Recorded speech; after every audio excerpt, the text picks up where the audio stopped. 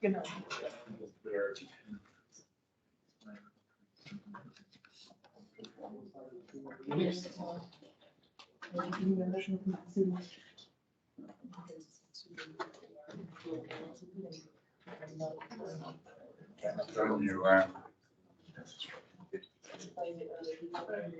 Yes, I did already.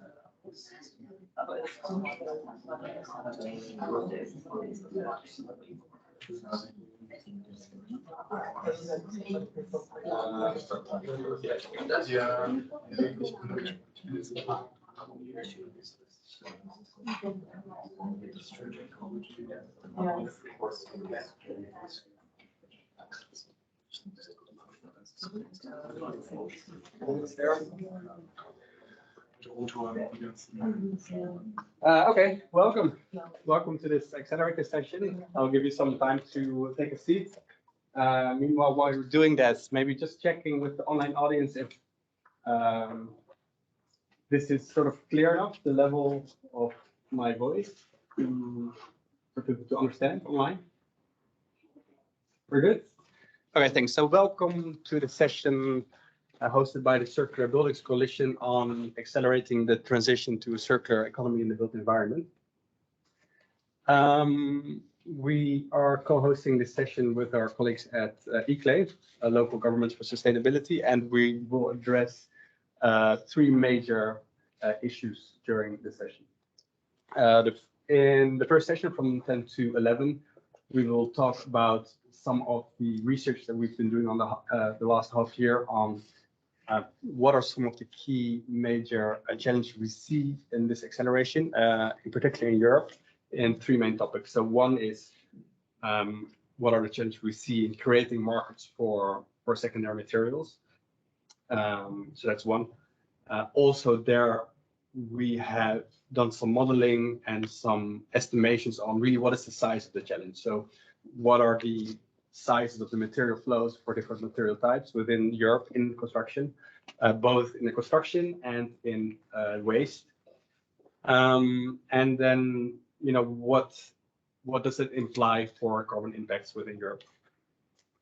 Second part is about how do we really address this problem of financing circular principles in buildings? How should we think about risk? How should we think about transparency? How can we capture the value that is really sort of inherent in circular buildings, but sometimes a little bit hard to unlock, let's say, within the standard tools that we have available to us in finance. And then thirdly, we'll talk about the challenges that are sometimes inherent in some ownership models. We call those split incentives, in which the person or the organization that needs to invest in a circular building sometimes doesn't reap the reward in it because, well, There's different owners at different lifetimes, and we'll be looking at different types of ownership models and business models that actually sort of overcome that challenge. So these are challenges and opportunities we talk about, and we'll end with an announcement of us on Blueprint projects. So we're opening a call for initiatives that can help overcome all these challenges.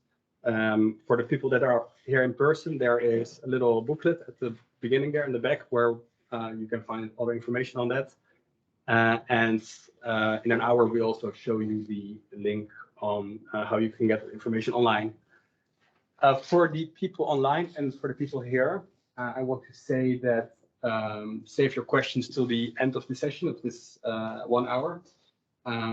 If you're online, you can just write your question in a box, and we'll make sure that we pick a few good ones to put towards the speakers. We'll have a break of 15 minutes, and then our colleagues at eClay will talk about some of the outcomes of their City Loops project, which is about really sort of piloting circular solutions on a city level and how you can replicate that in both city and regional scale.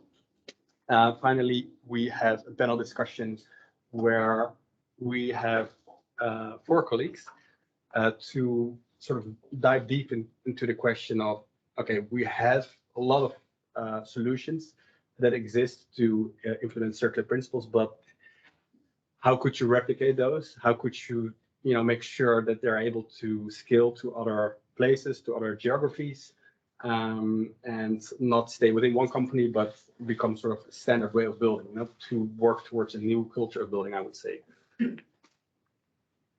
The Circular Buildings Coalition is an initiative of Metabolic. That's what I'm from. Circular Economy, World Business Council for Sustainable Development, World Green Building Council, the McArthur Foundation, and Arup. If you want to know more, you can go to this link, and it is generously supported by the Laudes Foundation. So in the next hour, we'll have 3 people from the Circular Buildings Coalition talk about some of the findings of the research. So we'll start with Nico Schouten from who is the Built Environment Team Lead from Metabolic. After that, Sami Kazemi, the Built Environment Head from Circular Economy, and Max Russell, an expert from Arup. We also invited some speakers to give a reaction to our findings. So considering the findings that we have in the report, how do they see that in their daily practice? So without further ado, I will give the floor now to Nico. Thank you very much.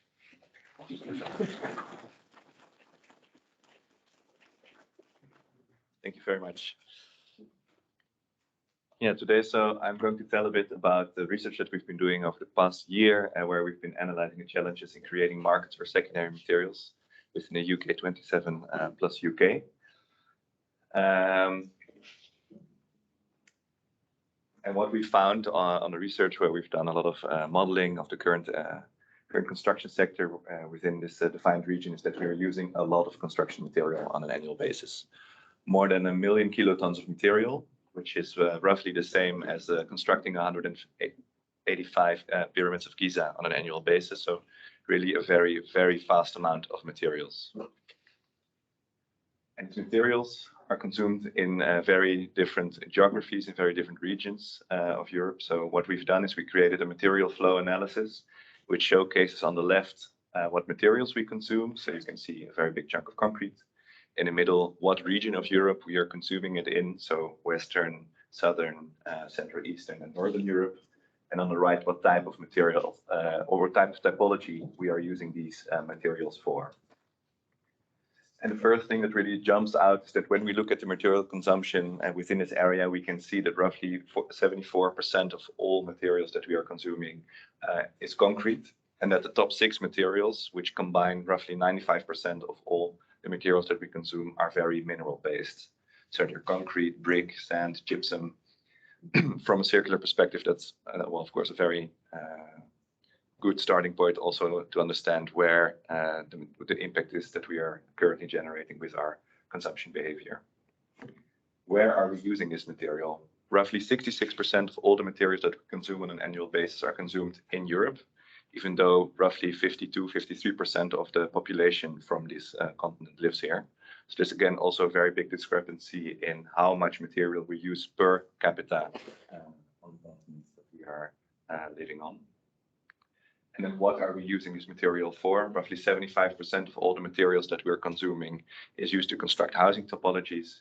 And roughly 54% of all the materials that we consume are used to construct low density row houses, terraced houses, or semi-detached homes.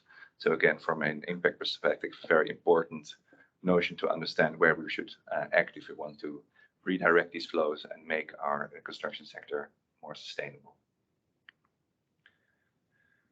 All this material consumption is not without consequences. So when we look at the CO2 emitted to facilitate this material consumption, we can see that we roughly consume 277 megatons of CO2 on an annual basis by just material impact.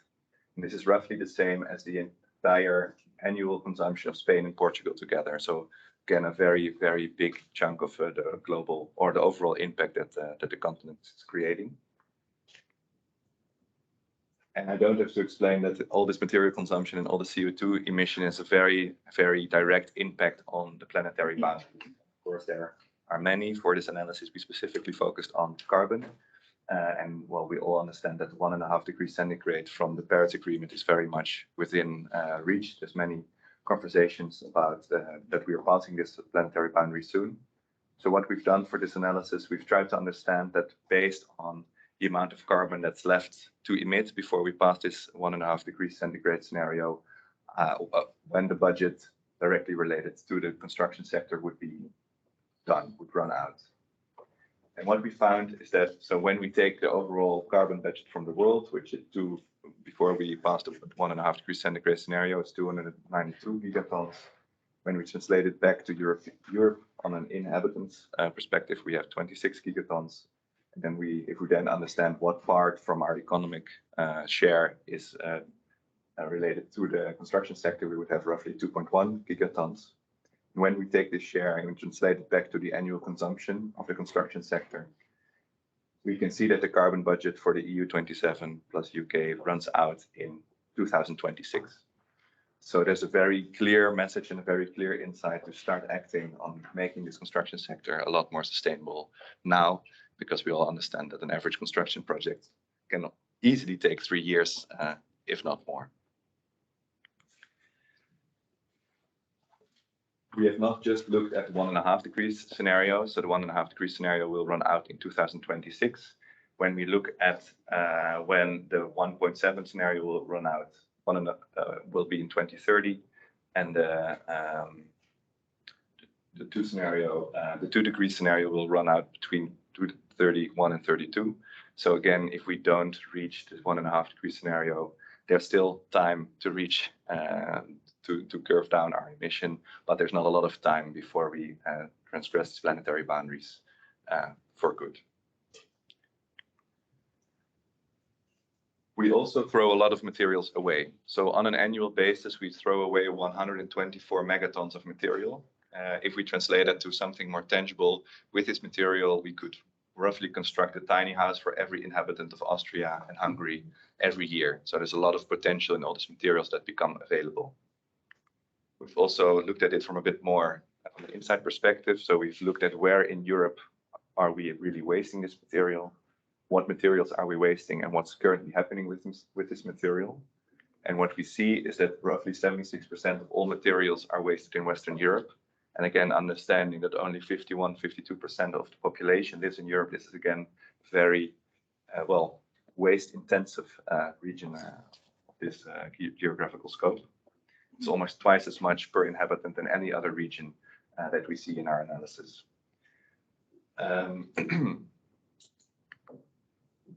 What materials are we wasting? Again, roughly 45% of all the materials that we waste is concrete. Then there's a very big batch of mixed waste material, which is very hard to discern and to discalibrate. But again, concrete has a very important impact hotspots for circular strategies. And then at end of life, we can see that currently 77% of all materials are being downcycled. So that either means they're being used as backfilling on the roads, or they're not recycled in optimal capacity. Again, this is a very difficult point from a data perspective, because from a Europe-wide perspective, the way we talk about circular strategies and sustainability is very different. So this is also one of the hotspots that we will go into a bit later. When we match the outflow material and the inflow material, we can see that roughly, if we were to reuse every brick, every piece of concrete that would come available through demolition activities and feed them back into the construction sector, we would have a theoretical overlap of 11%, which means, well, and of course we understand that this theoretical perspective is not the same as the practical perspective, because there's a lot of barriers in reusing this material. And that's actually what we've been researching over the past year. How can we tip the scales towards a more circular construction sector? And what are really the barriers that we see in the current system that we need to change to make sure that we can start reusing these materials at their highest ecological value? We have roughly 3 systemic barriers or barrier themes that we've defined. So we have the markets, the finance, and the ownership. The finance and ownership will be addressed by my colleagues Sami and Max. But for the markets, we have discerned 5 main hotspots. So we see first there's a very clear lack of information on quality of and quantity of material and the availability of materials, which makes it much harder to make them part of new construction projects. There's a lack of suitable storage space and infrastructure, which makes it impossible to capture the material in the right way and to offer it to willing parties to reuse.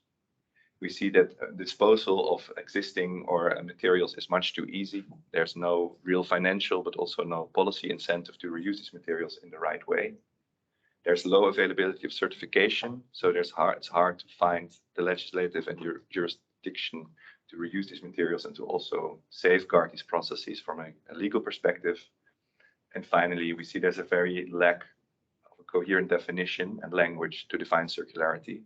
So which means that it's harder from parties within the construction sector, but also from parties within the construction sector, outside of the construction sector, to discuss circularity, to really work on impactful strategies and transition the sector towards a more circular state. That's in a brief overview of the analysis that we've done for the markets part. I would like to invite Laudes and Jarvinen to the front to react. Thank you, Nico. Very, very interesting report that you have, and also reflecting on the discussions for the past 2 days in the World Circular Economy Forum. We see that a circular economy is not only one way for bringing new ways for tackling the climate change, but also the biodiversity loss. And I think that in construction sector, this is one very important factor to consider as well, because the lean and efficient use of materials is very important factor. And as we could see in your presentation, there is a lot of potential to unlock for more value from the materials in the construction sector. And to achieve that, the companies must share information between the sectoral borders, and that of course is a new way, and we must find ways to do that. And I think that there we need a lot of like digitalization as well, that we can like share the product and material information. And of course, the digital passport is one way to do that, and it will be coming from the EU. But then we have these already existing digital marketplaces, but I think that we need take more advantage of those marketplaces. And here in Finland, we have one example. It's this material market, virtual marketplace. And in Finland, we have made efforts to speed up the circulation of materials through legislation as well. So the use of material market has made mandatory in certain cases. speed up the process. But besides information, we also need education and new skills. And in Sitra, we have done 4 circular economy pilots on education, and 2 of them were focused on construction sector. There was this online course that what does circular economy mean in construction sector, and then also on demolition. So I think that like new skills are very important, and also new skills in public procurement as well. But then if we think about of course, regulation plays also a major role, like you say, that enabling the reuse of materials and secondary raw materials as well. And then we need to modify the existing policy tools, but also come up with new policy tools that enable the reuse of secondary raw materials, because there is so much potential there. I think that was my reaction. Thank you. Thank you.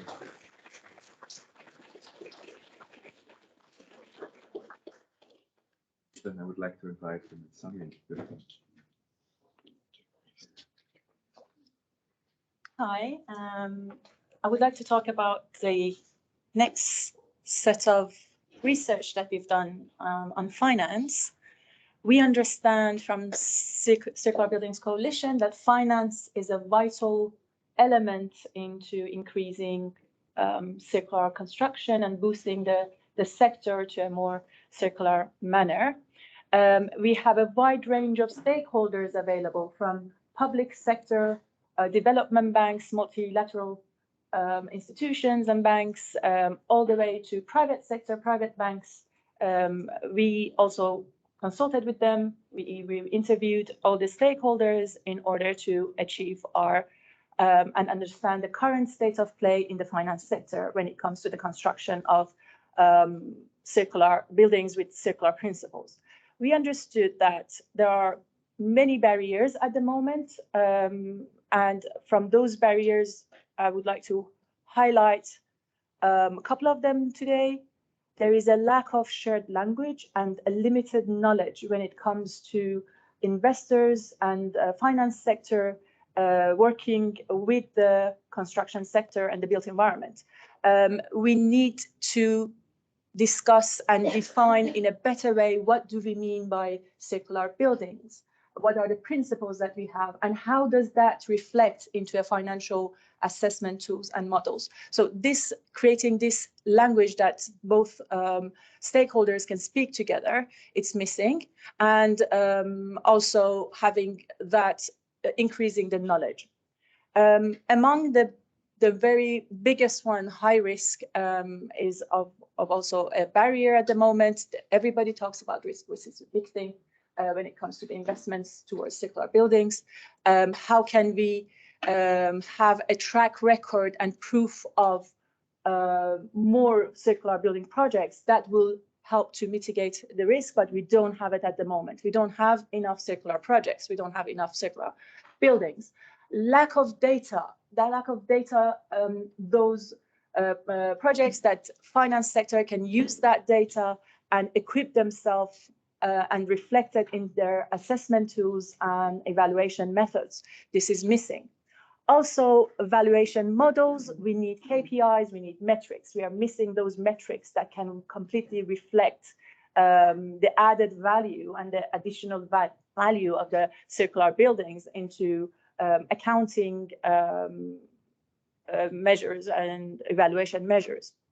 We see that transparency is missing. We need to have a connection and transparency on data on all way around. We need certifications. So when we were speaking to the finance sector, they were all asking for these certification schemes. What are the frameworks? We are missing that. Even when we are still talking about sustainability and SDGs, we are missing those kind of assessment tools and evaluation models. And again, this will help, doesn't help also in the circular, because a circular construction is still on the niche.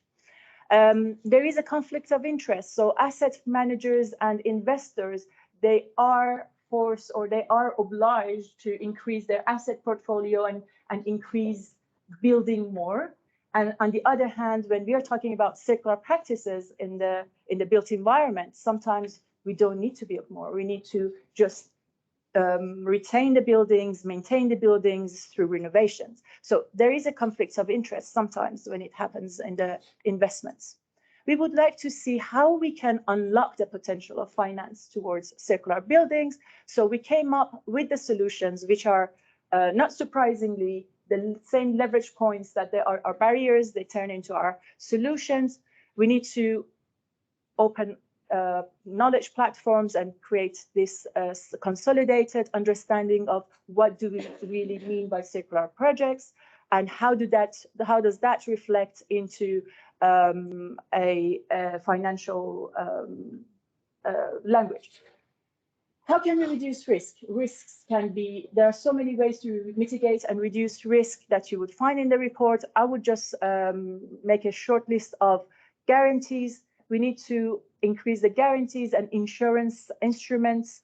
So the more we insure these kind of buildings, there's going to be, these projects will be less risky. Tokenization and blockchain is going to help a lot in creating long-term contracts, and we can trace the building and the components of the building through the blockchain. The contracts will be all embedded into tokenization. So this is going to help in the transparency as well as reducing the risk. Blended finance. So if the funds from the public sector and private sector work together through blended finance schemes, this is going to help. It removes the bit of risk from the private sector, and through philanthropic and also commercial, so we can boost more circular projects. We would like to increase value. So basically, how can we add the accounting, because currently our accounting models are very linear and they are based on the linear construction. So we would like to adopt them and innovate the accounting methods and systems so they can capture the residual value of the built asset, and they can also improve the solvency ratio.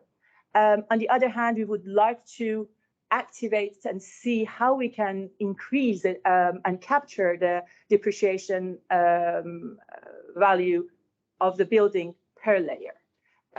So that, for instance, if the building life normally is 50 years at best, 25 to 50 years, we would like, and the components within the building, they last for 5 years. We would like to emphasize that each building layer has a different value, and this residual value and the salvage value can increase based on the layers, so it stays longer. So once the building is deconstructed, we still capture some of that value, and it's not going to invade to waste.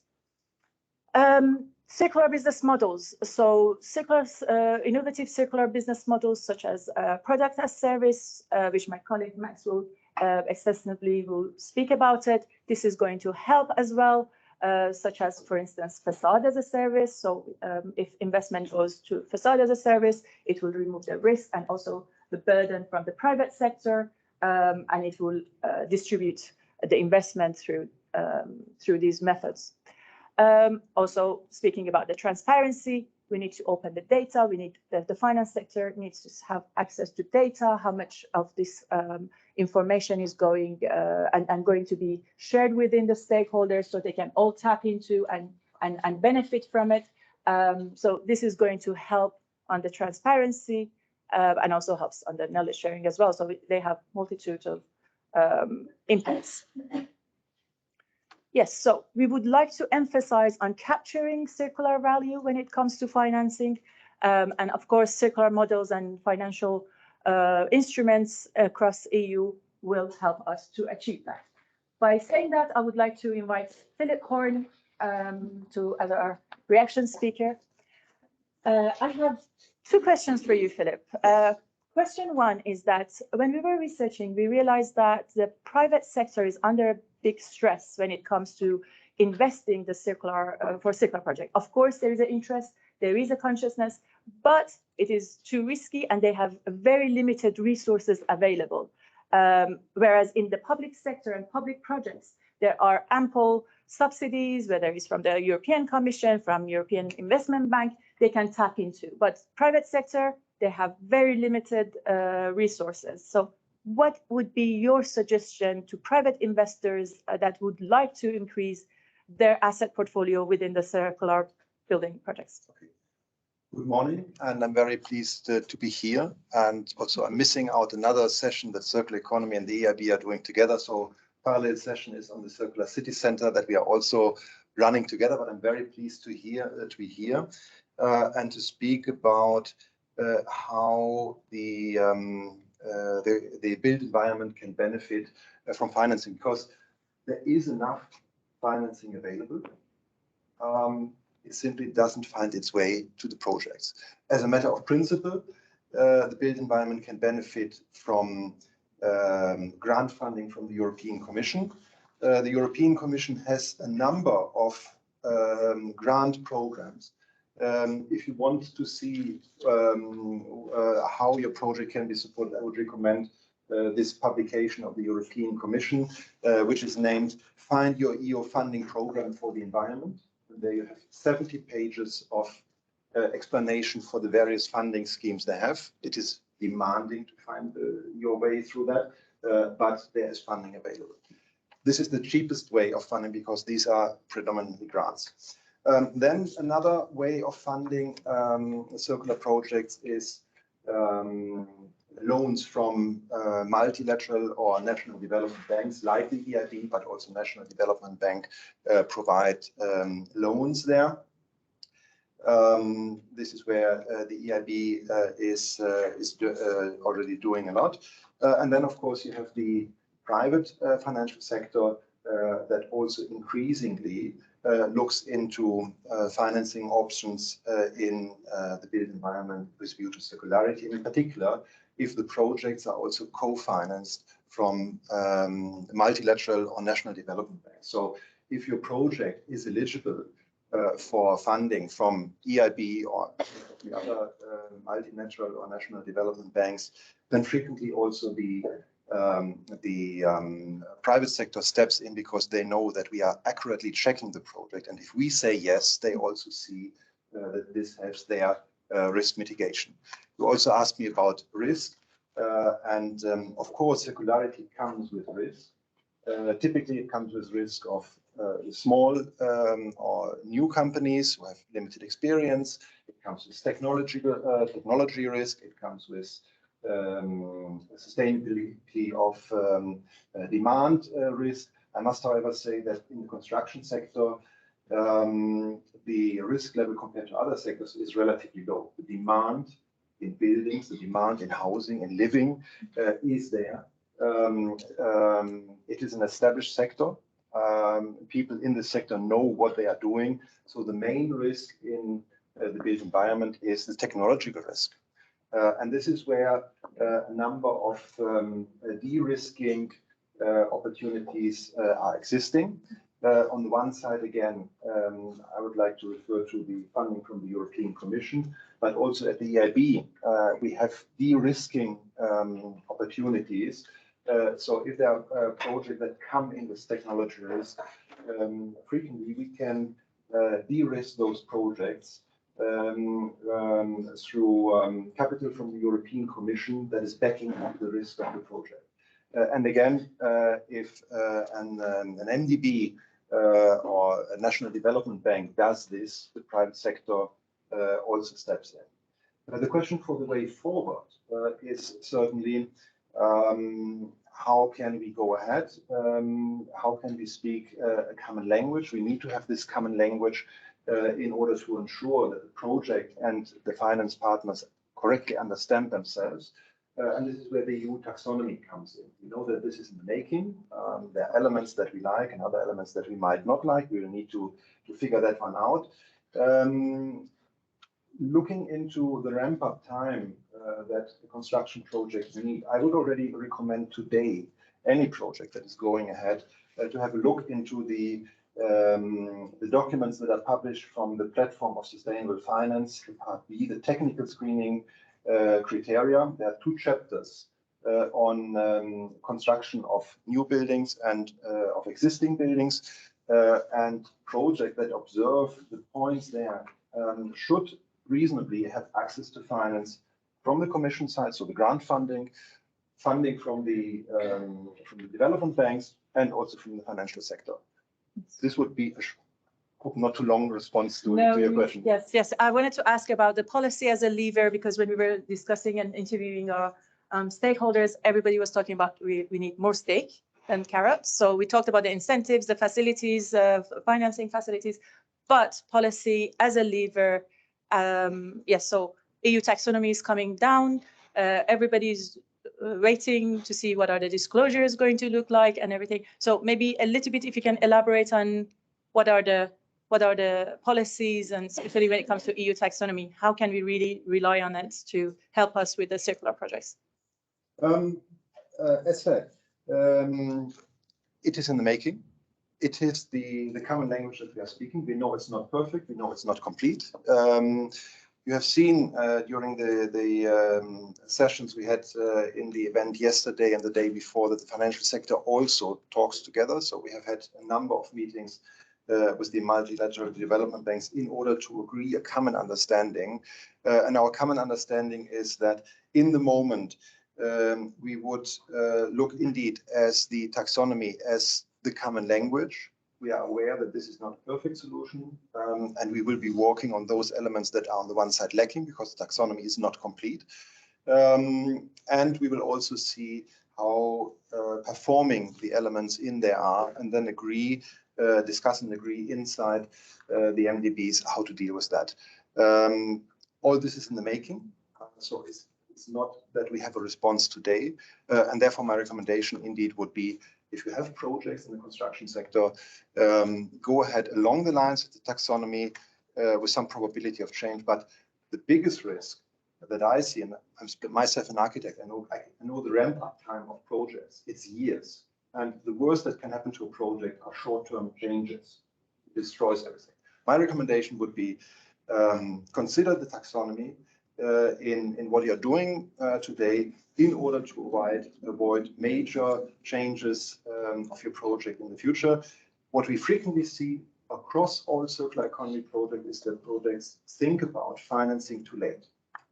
Building up a project and then being 50% through it and then understanding I don't know how to finance my project can be a killing argument, because then the project setup does not allow certain funding schemes or the EIB to come in with funding. So my recommendation would be, from a very early stage, think about funding your project, and in the moment, as a default, use what is in the screening criteria for projects in order to be sure that when your project needs the financing, you are most probably aligned with the requirements.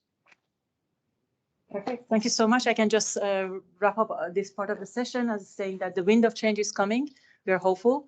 We have some good facilities and hopefully more in the future, and we can track record and add to the track record of the building, circular building projects and portfolios. Thank you so much, Philippe, and thank you.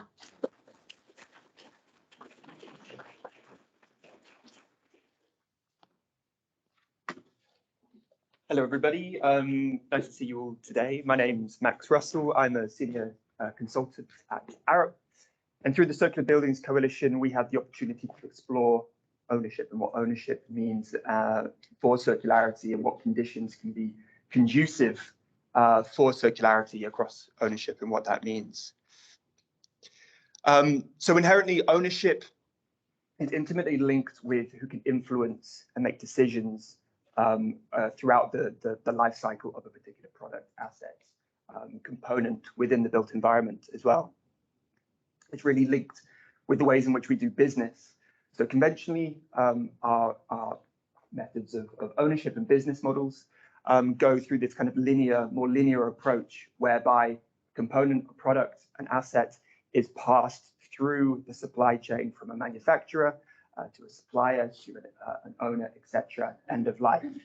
And what that creates is a bit of a challenge for circularity, in the fact that the responsibilities or the costs are not directly aligned to the benefits that can be achieved, particularly in relation to circularity. So, for example, by creating products that are durable, that have multiple lives. The cost for developing that usually is in the front end of the supply chain with manufacturers, designers, etc. Whereas those benefits that can be reaped and rewarded through lower maintenance costs, etc., multiple life cycles, are tended to be reaped by kind of the users as well. So those costs and benefits, there's that kind of fundamental lack of alignment, which is often termed the split incentive problem. That's a really key problem that we try to unpick and explore within this piece. Also, an interesting element is kind of mindsets as well, the way that we approach ownership, often and business models, and often we have kind of a project basis where there's a problem and a solution that we want to find, a challenge that we want to find a solution for, whereas instilling a little bit more of that flexibility through, for example, a portfolio approach could be quite an interesting component to explore. But really crucially and importantly, it's really important to have scalable models, scalable and replicable models. And to date, there's been a lack of financially credible models at scale that can really demonstrate some of these alternative approaches. So in the report, you can see there's a lot of alternative suggestions and ideas of different approaches that are presented in the report. But particularly, we looked at one particular approach, business model, that really helps to demonstrate the opportunities, and that's product as a service, which I'll speak about in a little bit more detail. So most of you are probably familiar with product as a service models, but what they are in a very short sense is, as opposed to, as I mentioned before, kind of this more linear point of sale approach, whereby ownership of a component, an asset, etc., is handed through the supply chain from manufacturer, assembly, retail, etc., user. In a product as a service model, the ownership of that component, or wherever it may be, is maintained by the service provider. And in that sense, the responsibility and therefore the benefits of durability, longer life cycles are kind of put within that, that kind of service provider higher up the supply chain. One thing that's really important to note is that product as a service models, as well as a lot of these alternative models that are highlighted in the report, aren't inherently circular. Just because they're products as a service does not make them circular, but they do enable some of the conditions that can be more conducive for a circular economy and for circular approaches. So as I mentioned before, that shifting of incentives and alignment of incentives across the supply chain between those who have the cost and those who reap the benefits are being able to be shifted through product as a service models. It also promotes life cycle thinking to have longer, more regular relationships with a service provider and a user, longer relationships within the supply chain between the service provider and the manufacturer as well, to help create some of these more conducive and more circular products that the benefits can therefore be resolved. And it also enables multiple life cycles of a particular product through this kind of portfolio approach that the service provider can optimize for multiple life cycles of a given product, because they maintain that ownership and they can get that value out of that different life cycles between different potential users as well. So that was in a general sense about what product as a service means, and we also explored what it means for the built environment. And what we did was we took a building and we tried to explore which elements of real estate and which elements of buildings offer the greatest potential and the greatest value proposition for, in this case, product as a service models. And what's interesting to see is that, the different layers of the building, they have different value propositions in themselves. So it's not a panacea, it's not a one-size-fits-all approach, but there are certain areas that can be more conducive. For example, in the services or MEP areas, or elements which have, for example, the ability to monitor a particular performance, can be conducive to products as a service models, as well as elements that require repair, refurbishment, etc. And also those that don't compromise the functional completeness of a building as well. It's more difficult to offer it as a structure a product as a service for a structure, as opposed to, for example, a wall or a chair or a facade, for example. But what's really encouraging and what's really great is that there are many different examples already of product as a service models that are being implemented throughout a variety of these different layers, from office furniture as a service in that stuff layer, to services, so cooling as a service, and the reaction speaker, who I'll introduce in a second, is from Care, who offer cooling as a service. But quite a well-known example is Signify with lighting as a service, but also to kind of more larger and structural elements as facade as a service. And where it becomes quite interesting, but also quite complex, is where you have multiple of these elements together. And that leads me on to some of the challenges to some of these alternative models like product as a service. I think one of the important things is thinking about how these things, or how these models and approaches can be scaled so that they're not just in these kind of small niche spaces, but can be widely applicable. So one important feature is, making sure that the enabling conditions are there to make these alternative elements like product as a service, just as easy and just as readily available as the more conventional point of sale approaches. So that includes elements like finance, and Sami was talking about finance just previously, making sure that there's the right financial models and instruments to be able to support initiatives that are offering product as a service, but also different legal frameworks, looking at liability and how that changes and what implications there are in terms of liability with that changing of ownership. Digital technologies are quite important, particularly when you're monitoring the performance and how to improve and demonstrate the performance of a particular service offering. And then also procurement, how do we make it easy for people to ask for product as a service or other alternative models? How do we kind of give templates and examples to kind of ease that process? Another element is new forms of collaboration. So like many things in the circular economy, it's a very common thing that we need to change the ways that we're working, change who we're doing business with. So that may mean new entities within the supply chain, like a role for a service provider, for example, or an aggregating entity, but also having these new forms of collaboration, for example, longer life cycles or longer lasting relationships with, for example, manufacturers and service providers, so that they can provide the most durable, most efficient products possible. But then also very importantly is, we really need to demonstrate the value of some of these approaches that are moving from concept to pilot to hopefully scaling up, and just demonstrating the different types of value that can be applicable across the board, and that can really help demonstrate the art of the possible and grow confidence in some of these alternative solutions. And with that, I'll happily introduce David McArthur from Care. And now Care are, as I showed on my previous slide, they offer cooling as a service. And what a question that I'd like to ask David as well, while he introduces Care and the work that you do, is at the start of your journey towards offering cooling as a service, you didn't necessarily appreciate the potential of circularity or integrate circularity. And as you've gone through that journey, you've kind of explored and understood a little bit more that potential of circularity. It would be interesting, could you explore or explain to us your journey or the journey that Care has taken to understand that? Over to you, David. Yes, absolutely. Thanks so much.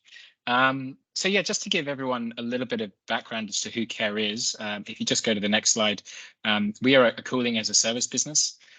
We started in the cooling industry about 50 or 60 years ago. We were a distribution business for the big equipment that you see behind me. We then transitioned to be a contractor, so we did turnkey solutions. We then moved to energy efficiency. That was sort of the big thing people were talking about 10 or 15, 20 years ago. So we were building very energy efficient air conditioning systems. And then we pivoted to what is now called cooling as a service about 10 years ago, 10 or 11 years ago. Back then, we had never heard of cooling as a service. We had never heard of the circular economy. But essentially what we wanted to do was we wanted to sell cooling and space conditions as opposed to the equipment. So you can see on the left-hand side of the slide, all of the CapEx and OpEx that goes into operating an air conditioning system, which is big, heavy machinery, is taken care of by us. And the big thing for us is that we also pay for the electricity and water that that equipment uses. So in terms of resource efficiency, that's part of the as a service provider's requirement. And then on the right side of the slide, the building owners simply pay as they use for cool air. So basically they're buying air conditioning similarly to the way that they buy electricity for their building today. They don't produce it themselves, they just buy it from a provider. But the thing that's really important here is that when you start talking about the circular economy, we have to really apply it to the built environment. And when you apply it to the built environment, it becomes very complicated because this equipment that we have in our buildings generally doesn't move, generally doesn't have a lot of value to anyone else other than the particular building it's in. And generally, the secondhand market, I think, as one of the other speakers mentioned, because there's not a lot of trust or around secondhand materials in this market, it really can't feed into other projects. So in 2017, we started calling this cooling as a service. In 2019, the circular economy community started speaking with us about how this was a great innovation for circular economy. We were very flattered by that, and actually we owned it. And we said, yes, it's very circular. But I felt pretty guilty about doing that because, like Max kind of mentioned, it's not inherently circular as a business model.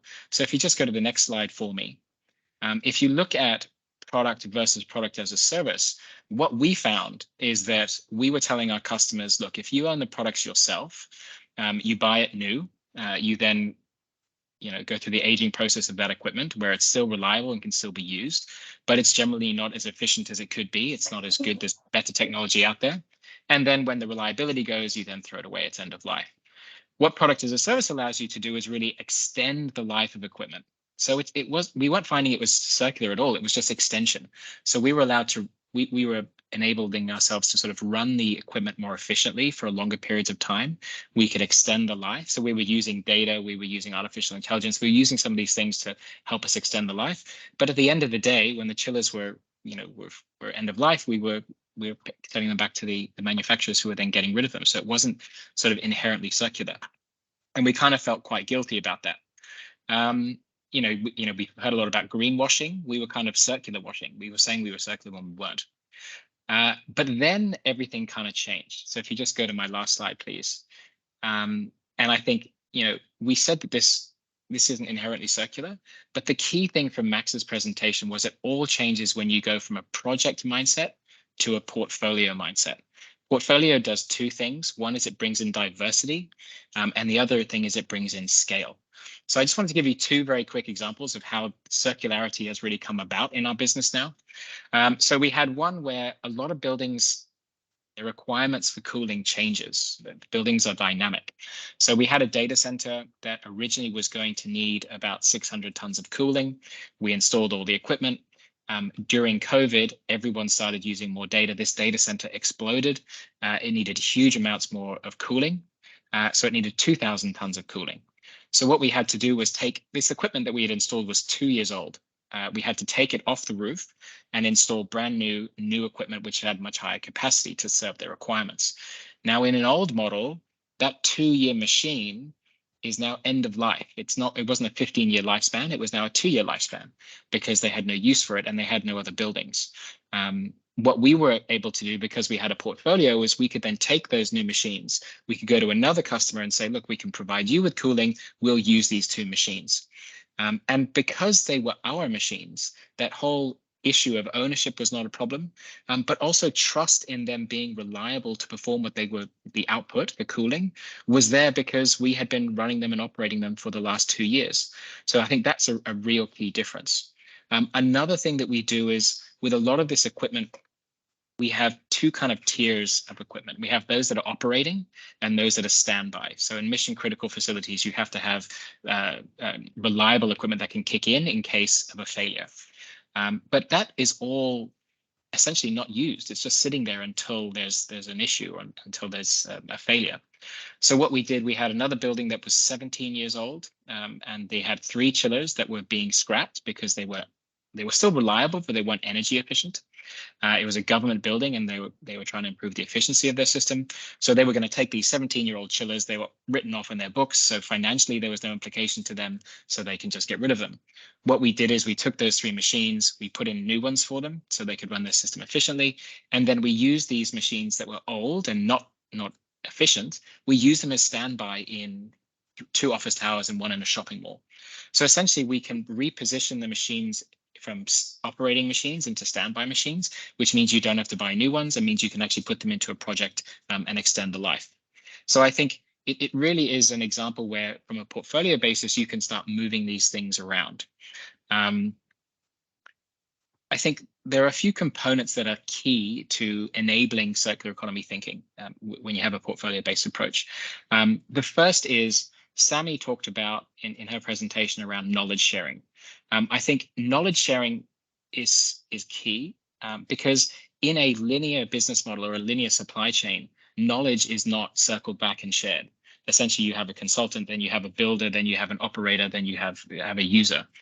So that information of how everything is used generally doesn't get back to the consultant level. So we're not actually improving. So I think from the first standpoint, product as a service allows the knowledge to be circular, how it's built, how it's operated, and how it's even used. The second one, which is key, is standardization and modular design thinking. So I kind of mentioned this is big equipment. It's hard to move it around. So we actually changed the way we design to make it easier to move. So we have more standardized designs. We have prefabricated modules where you can take them out of one building and put them into another. So when we first started, that wasn't possible. You know, we had these machines we wanted to take out, but we couldn't get them into another building. So we've changed the way that we design. We also look at standardizing our designs so that you really have this kind of plug and play mentality when you have the portfolio that's large enough. I think the third one is really around data. So centralizing and standardizing your data collection so that you can then bring all that into one central location and use that across your portfolio. And then the last one is having common values across the different assets within your portfolio. So as an example, we now have low global warming potential refrigerant, which is used in these machines. The refrigerant in these is terrible. At the end of life, it's basically just gassed off and then released into the environment. You can now capture it, but we've now moved to low GWP refrigerant, and we're standardizing that refrigerant across the entire portfolio. So when we have a chiller that is end of life, there's all those materials which we can then recycle, but then there's also the refrigerant which we can put into new machines because we're using the same refrigerant. So I think that's where you kind of, the scale in the portfolio allows you to start doing these things, but you need to focus on these elements that bring circular economy sort of benefits to life. Because if you don't have them, even if you have product as a service, you can't really realize them. I think just lastly, I think I've taken up too much time already, but just lastly, I really like the point Sammy and Philip touched on funding. We found funding of this extremely difficult. At the beginning, when we had 1, 2, or 3 projects, they generally aren't the size that gets a big bank or big investors excited because they're generally 2 million, 3 million, 4 million US dollar projects. And if you look at lighting or if you look at some other sort of examples, that they're even smaller ticket values. Again, scale and portfolio approach really opens up funding because what we started doing was bundling projects. So we kind of really struggled to get funding for the first 5, 6, 7. But when we got to 10, we could then bundle those 10 projects and take them to a bank and say, right, this is now a $20 million, $30 million value. Do you want to invest in it? And what we found actually is that there is a huge appetite for 2 things in money at the moment. One is annuity business, so safe returns. So air conditioning is pretty safe in Asia. It's pretty hot all the time. And then also is sustainability. So if you can run these things very efficiently and you can run them on renewable energy, there's a huge amount of money coming into it. So I think that was for us was a real enabler. Was once you get to that size and once you get that scale, a lot of money is looking for these kind of business models. So yeah, that's Brilliant. It for me. Thank you. Thank you so much, David. And I think I'm handing over to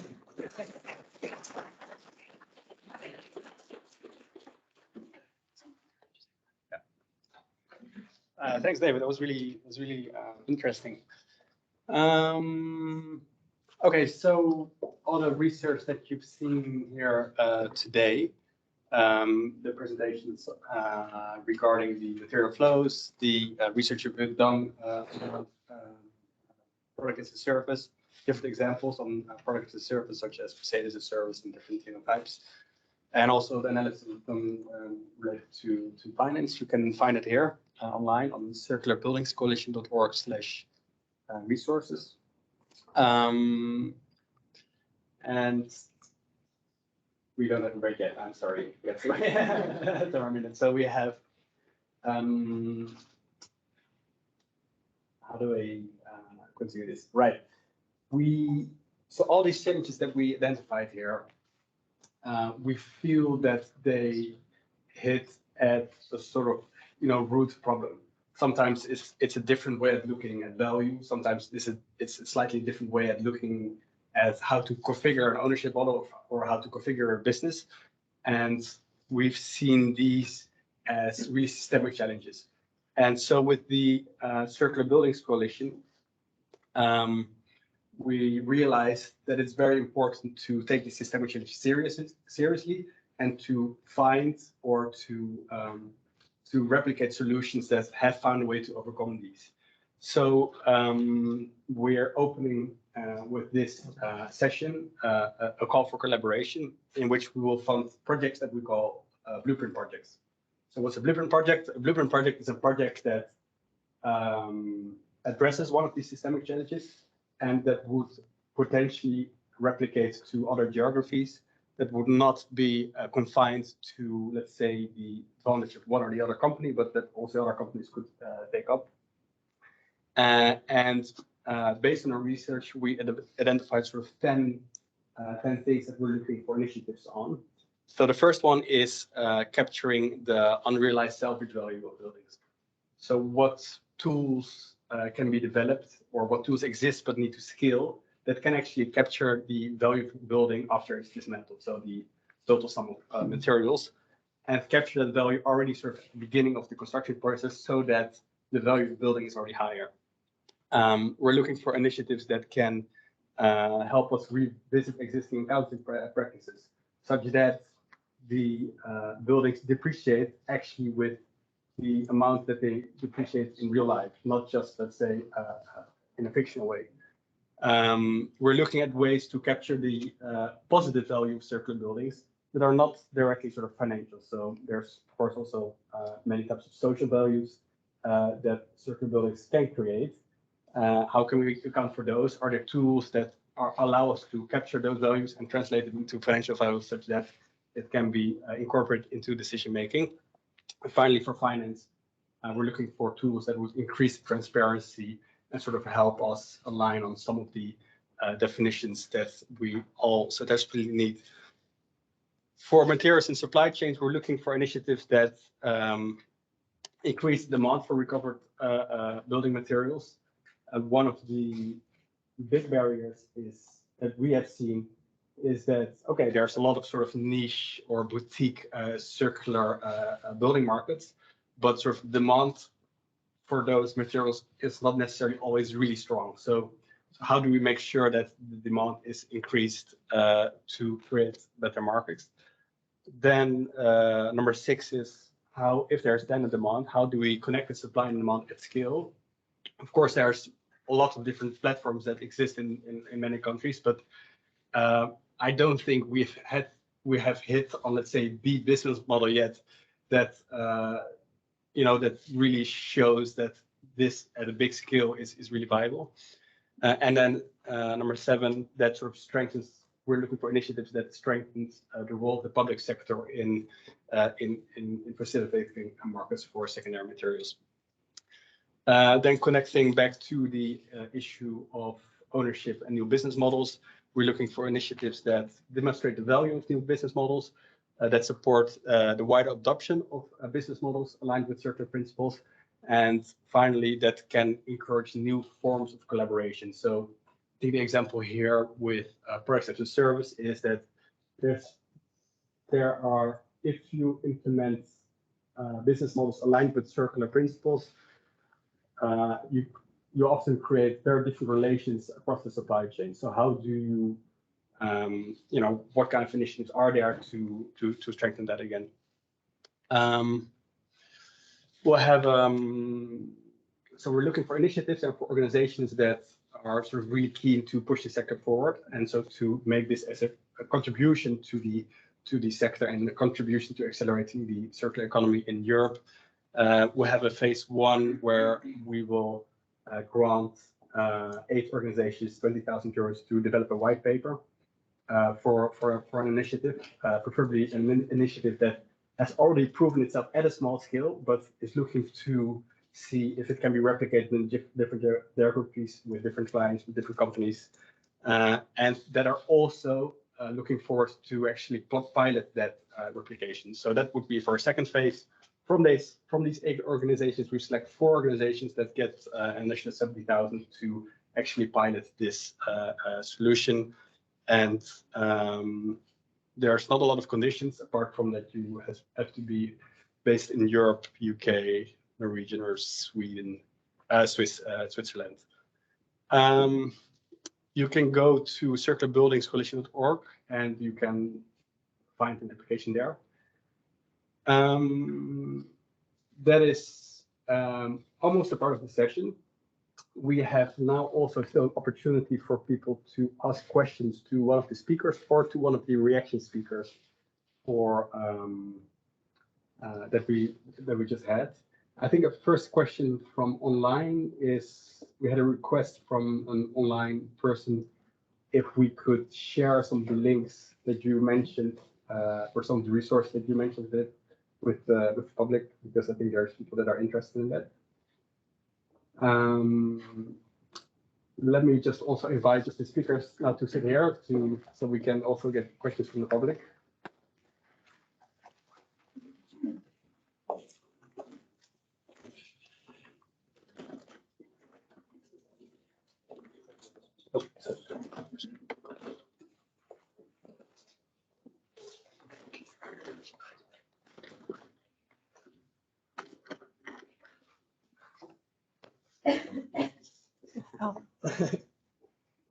I think we had one question from someone online asking if in project as a service you also consider the environmental impact of the products, or in what way do you consider the environmental impacts of products in products as a service?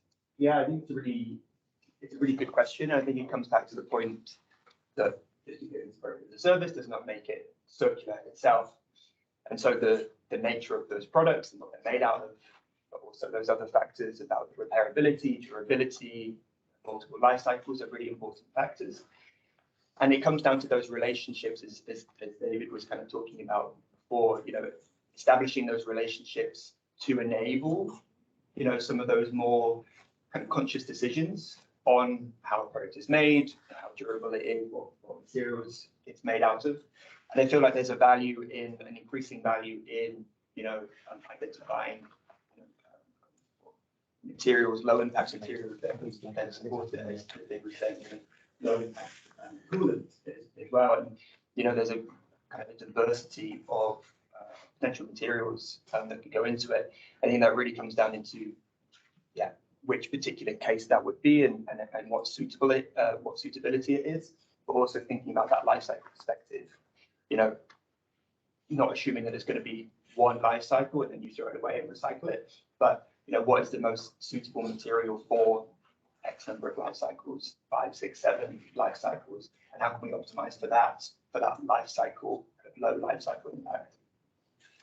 I think I want to come in on this topic also from the financial sector, because both the Commission and also the financial sector, of course, need to ensure that we do not finance green or circular washing. So this is why when a project asks for funding, we will be looking carefully into this. There is not yet a common approach to life cycle assessments. This is again something that is under discussions between the stakeholders, but any project that requests for funding should be prepared to very well explain the life cycle impact of what they're doing. So what we really need to avoid from the financing side is any green or circular washing. Yeah. And I think that comes down into those standard methodologies that can then be adopted and then applied at scale. Thanks. Any questions from the audience? Yes, sir. Hi, I'm Daniel from GainX in a Oslo-based startup. And I have several questions. So I will start with Nico.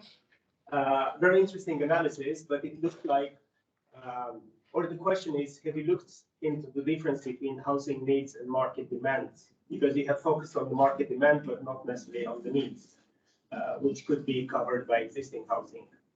And the second question to you, or a supplementary question, is it looked like you're trying to replace the inflow of materials in a linear approach with reclaimed materials, but not a systemic questioning of the way the materials are used, or are they necessary? To Sami, so I will put all the questions now. Is that okay? Can we do one by one? Great. All right, maybe Nico. Yeah, it's a very good question. So for this modeling exercise, what we did is we looked at a business as usual scenario. So we are currently in a linear economy in which there are certain projections for construction all throughout Europe, and we took that as a baseline. Which is what, if nothing changes, will happen. And then I think your remark on should we really use all these materials, is there not enough availability of existing stock which can be shared differently or used differently, more efficiently? That's something that we're actually researching at the moment, which we will hope to share with the broader world soon, to show also how can different strategies such as reusing reclaimed materials, but also constructing smaller or different typologies, reusing existing typologies, etc. How can they reduce the environmental impact of the construction sector at large? But for the presentation today, we really try to show the picture as it is. Can I? Yes, Yeah. please. To Sami, you looked into the financial models, but they were also in a world how it used to be, without the COVID crisis that we're exposed to. And we have experienced that with our clients, that actually, because of the interest increase, the inflation, the yields are really affected. So all the risk models for the financial institutions are highly affected, and we got the demand from one of our clients to look into reusing and extending the life of a building. So that was the clear demand from a financial institution, one of the biggest in Norway. How was this part of the risk included in your models, that actually the risks are different? Yes, we didn't take into account the inflation in our assessment, but of course we are fully conscious of the bottlenecks and the raw material and the pricing of the material now that is going to, the raw material prices are going to increase. We are fully aware of that.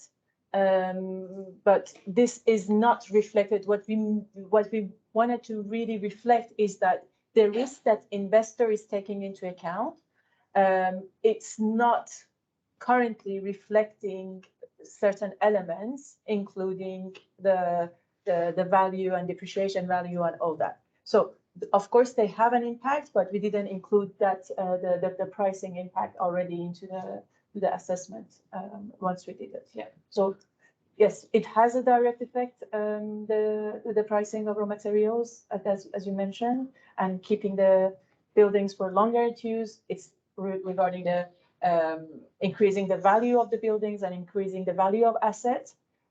It's not directly affecting on the accounting tools that we have already. So of course, those accounting tools, they need to be updated based on the new transformations. I hope it answered your question. Yes, we can take it later on. Okay. The last question, if I'm allowed to, Philip. Yes. About the EU funding, there is something that we have experienced.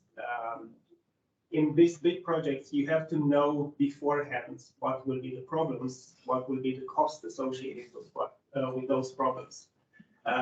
In reality, in my 20 years of practice, we found out that actually after you start the project, you realize the challenges and the cost associated with them. How are you going to solve that these funds to avoid that actually you're going to fund quite conservative projects instead of those that are really needed and changing the market? Thank you very much for addressing, and this is indeed another key point that complicates access to finance. So a part of the response is, of course, learning from each other. And I think this has come across also during the past 2 days of the World Circular Economy Forum, that we need to continue learning from each other. If everybody starts piloting his or her project alone, then we have too much trial and error. We would be looking, of course, into innovative projects, and we would ask questions about elements that our experts identify as key challenges. And this is what makes up a mature project. So this means, as much as possible, the financial sector would like to see risks to be anticipated and indicative ways of solving the challenges in the project. So the risk matrix, the risk evaluation of project is a key element before the financial sector will put money into a corresponding project. But there are admittedly projects that are high-risk projects, and there are special funding available for that. There's special funding mechanisms for that. I referred to de-risking options, like, for example, the EIB has de-risked an innovative technology project with backing from the European Commission, with funding from the investment plan for Europe. So there are ways forward. But of course, projects are asked to well identify their projects, well advance of funding. If you say I have a project and I don't know where I'm going, then the financial sector will have a problem to finance that. But learning from each other, exchanging, identifying solutions is a way forward to deal with risky projects. Sorry, I think you had a question before? No? No, okay. Then, sorry, I have a question here at the back. And then I'll come to you. Yes, sorry. Right, well, I think it's for Philip, but one who has an opinion. In terms of sort of project owners that engage with the EIB or also with commission funding that you mentioned, can you tell us a little bit more about like the type of actors that are already successfully employing that in the building sector? So, for example, we work a lot with real estate developers of different sizes. Is that a type that could engage, and how would they go about it, just to make it a bit more? Okay, so the EIB has been investing 3.4 billion during the past 5 years into circular economy projects. We have been dealing with 118 circular economy projects, and this mainly in the area of innovative technology solutions or bio-based solution or recycling. The construction sector is an important sector. And there were, I don't know by heart how many projects in terms of built environment. Amazingly, those projects are the highest share of what the EIB has financed in the reuse category. So the project that benefited from EIB funding were projects that underwent a different use after the initial construction. But the number of projects we have done is so limited that I could not provide you with a response. What is the typical built environment project that the EIB is dealing with? This is very much on a case by case, and this will remain also the case in the future, because conditions for projects in Northern Europe are different from Southern Europe, from Eastern Europe. If you think globally, it's again, there is no one fits all solution. So this is very much case by case. And this is why I recommended, if you have projects in the moment, in absence of anything better, look into the technical screening criteria. There are indications how to deal with that, but this then needs to be applied locally to your project. And then go ahead with the corresponding counterparts from the Commission or from the financial sector in order to see how you get a project funded. I hope this responds to your question. Can I just add a little bit? Yes, please. Yes, if you're working with the public sector, no, you're not. No projects with the public sector. Sometimes maybe you can do, but that's not what I meant. Oh, okay. Because EIB through the Circular Advisory Program, Circular City Advisory Program, we did actually collaboration with Circular Economy and EIB, We were advising cities and municipalities on their different sectors, but including the built environment, and we looked at pipeline projects for each city. And there was some, soon you will hear some, some funding for those pilot projects that we already built with the public sector. But then it means that it's a collaboration between public and private. So you need to, there will be some public procurements. Maybe you can add on that a little We bit. do one more question, or do you want to? I would like to say one more thing. Okay. There's a lot of technical assistance available from the EIB. Go to the EIB homepage, Circular Economy, and there you find a lot of guidance documents and also technical assistance program, and the same also from the Commission. As I said, our colleagues from the Circular City Center are in parallel having a session where it's again about how to develop solutions for cities that want to become more circular. And this, of course, also addresses the topic of funding. Thank you. Okay, I think we have one more question and then we need to go to a break. I see here, but I think we're first. Yes. Okay, hi.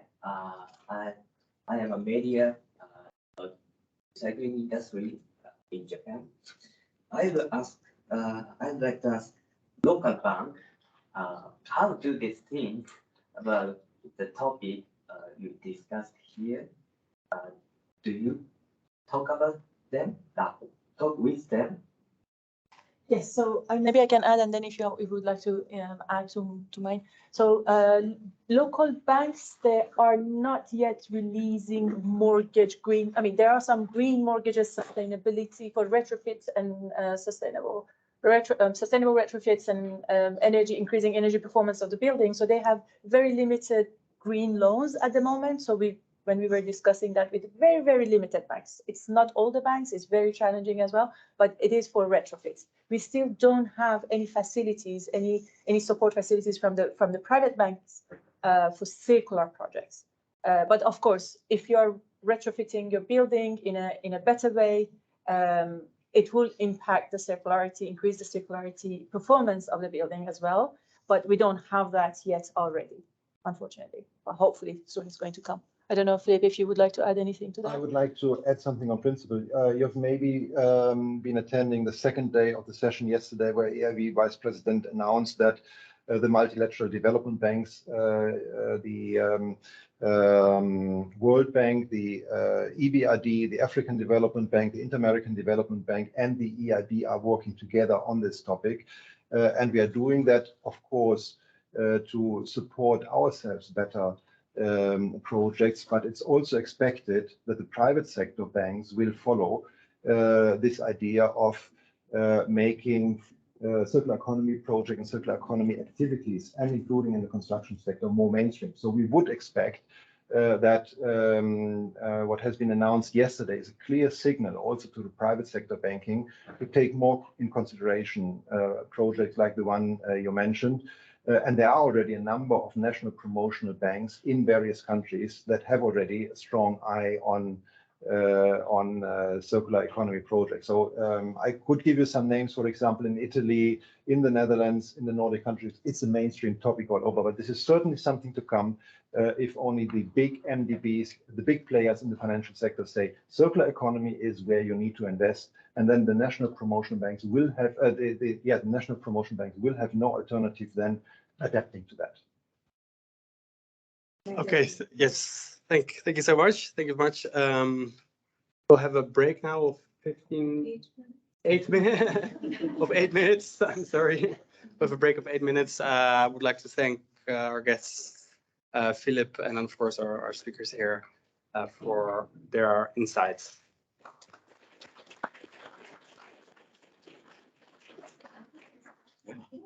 Into 8 minutes.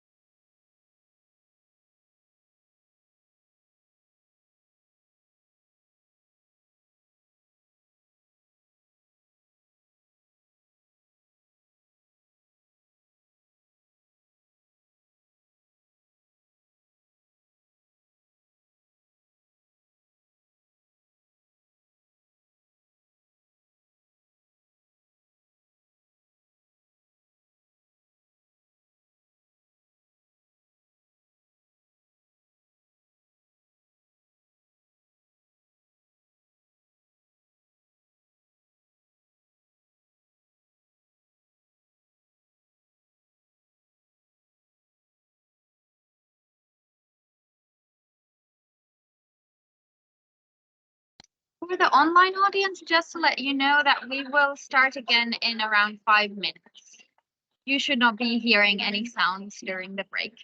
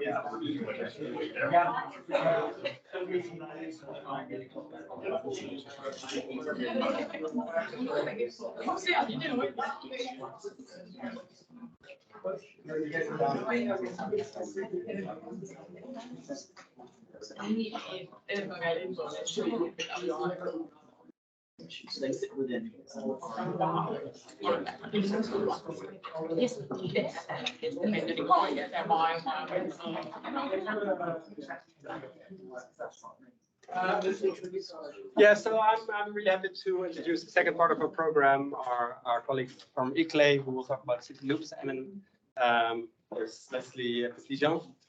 I will take it away. Okay, well, thanks a lot. Thanks a lot for all of you for being here, and thanks a lot also to the Circular Business Coalition. It was proposed to develop a joint session with ICLE to present city loops. So I am Leslie Dijon. I am a circular economy officer at ICLE. I will present a few words just later on. I am specialized in the built environment, and to be honest, I am not an architect myself, and I'm more specialized on actually how the cities could be involved to develop circular economy action plan at the level, so at the local scale. So ICLE actually is a network of local authorities. So we have a World Secretariat and we have also European Secretariat. And so what we basically do is to help cities and local authorities over Europe to the journey toward sustainability. And so for my part, to circularity, and especially in the built environment. So what I will present today with Klaus from Roskilde Municipality is the City Loops project. I don't know if some of you have already heard about this project or not. Let me know. Also, it would be interesting if some of you are from cities and if you used to work with cities or local authorities, because like the perspective is not really the same if you are a private developer or if you are like cities. So actually what I will present today is really, and what I will focus on is the city's perspective, and actually regarding all the different competencies of the local authority, how we can be part of the journey to circularity alongside private sector. Because I think collaboration, and it's not only my thought, but the collaboration between private and public sector will be key also to achieve this challenge. So a few words on City Loops. So City Loops have started like 4 years ago, almost. It started in October in 2019. So as you can imagine, back then, circularity and circular construction was pretty a niche topic. I mean, it still is, but 4 years ago, like it was pretty not really well known and not on the spot like today. And the goal of this project, so this is a EU funding project, was to bring together different cities from medium size to all over Europe. So we have like 7 different cities which are part of this project. to address challenges on two main streams, so bio-waste, and I won't talk about this today. We will focus on the construction sector, and so on the construction and demolition waste. And actually, our role as ICLE is to replicate, to see where the main challenge the cities are faced along the journey, and what solution, tools, instruments have been developed and has been useful, and how it could be replicated for other cities. So we are at the end of the project. So now we gather all the results, all the outcomes, and so we will bring all this together and we will put this on the website. And yeah, we will develop also a handbook to help cities to go through this challenge. And just to notice also that this is kind of a big project because it gathers 28 partners in different countries. And so, as I said, there is different cities involved, and this one is the one involved for the construction and demolition waste stream. So as you may see, there are cities in the northern Europe and also in the south. And what was pretty interesting is to see that depending on the country, the national regulation, the mindset also of companies. So we don't have the same level of advancement depending on the country. So this is quite useful also to understand how the challenge can be different from countries to country. So it was just a short introduction about City Loops. Now I will give the floor to Klaus from Roskilde Municipality in Denmark to expose like the main outcomes. Thank you very much, Leslie, and thank you very much for the invitation to have a short talk about some of the findings we have been carrying through in Roskilde and amongst with the other cities that Leslie mentioned in City Loops. This is going to be a more practical view on how we have discovered the different complexities within this transition towards a more circular building industry. And I'm going to shortly give a picture of the framework where we come from in Roskilde. So you have the idea of what the starting point was and how we have started this journey towards circular economy through a lower complexity.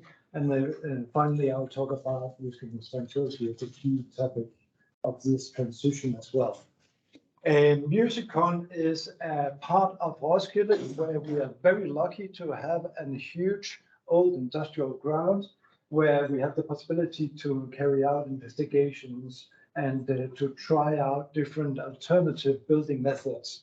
And this is where the key findings has been carried out throughout City Loops, and this is where we have been focusing all our activities. The place itself is very special. It's a actor-driven urban development project, which is not part of City Loops, but it's like the background of all the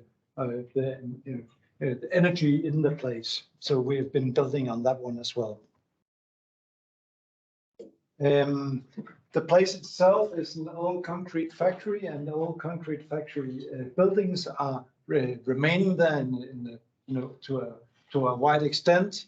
That means that we have the possibility of seeing how these structures are being carried into a new lifespan, both as a whole and as a building parts, and also in reuse and in recycled materials. Sorry, in which city or country is Musicon? Denmark, sorry. Not everybody knows. No, I'm sorry. I'm sorry. I thought it's Denmark.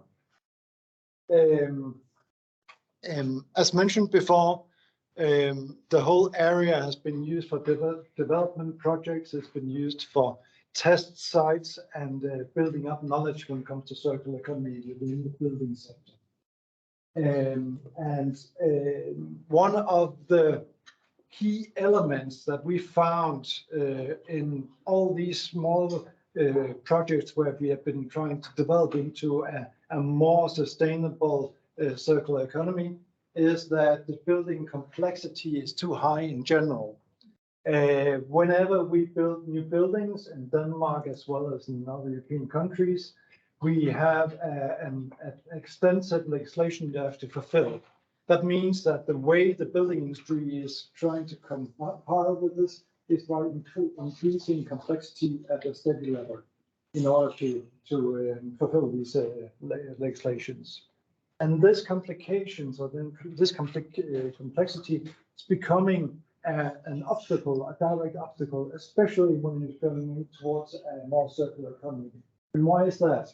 That is because circular economy in itself is a risk special activity where you have a completely different way of ensuring both risk and responsibility as well as consequences within using these building projects. You cannot have a complete certification of the products coming from circular actions as you do with new products. You don't have the same economical partners being able to take the same risk and take the same responsibility with these materials because it's simply a different pattern that is being drawn out. Therefore, complexity in itself is simply a problem. This picture, very shortly, is an absolutely normal section of a new building. But in this small section, there's 5 different membranes making sure that the house is tight. This is being carried out by 3 different contractors. And it has 5 different descriptions how it should be put. And it has 5 different guarantees following these membranes. These constructions are normal, but they never work. Not in new buildings, and they will never work in circular buildings for sure. And this also makes a pattern we can see in many countries today that we have the amount of building damages being reported. They are increasing both in new buildings and in recycling buildings. So this connection between complexity and the need of lowering complexity and circular economy was very important to us. And this was the key goal when we went into Laudes, that we wanted to have a focus on how to keep complexity as a low level as possible at all times. Having dialogues with all elements of the chain, the material chain, and also the contractors and advisors in the projects.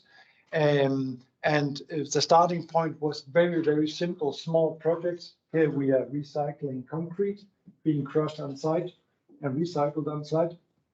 And we were, instead of having a standard way of proceeding these things, we took the contractors and advisors and collected them and had a conversation about how to achieve the good solution together and how to achieve this without building in new complexities in the project, and who should carry the risk and who should carry the responsibility.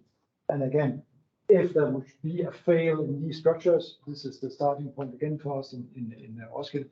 If there would be a fail in these structures, the consequences were very low. Therefore, our risk willingness were high.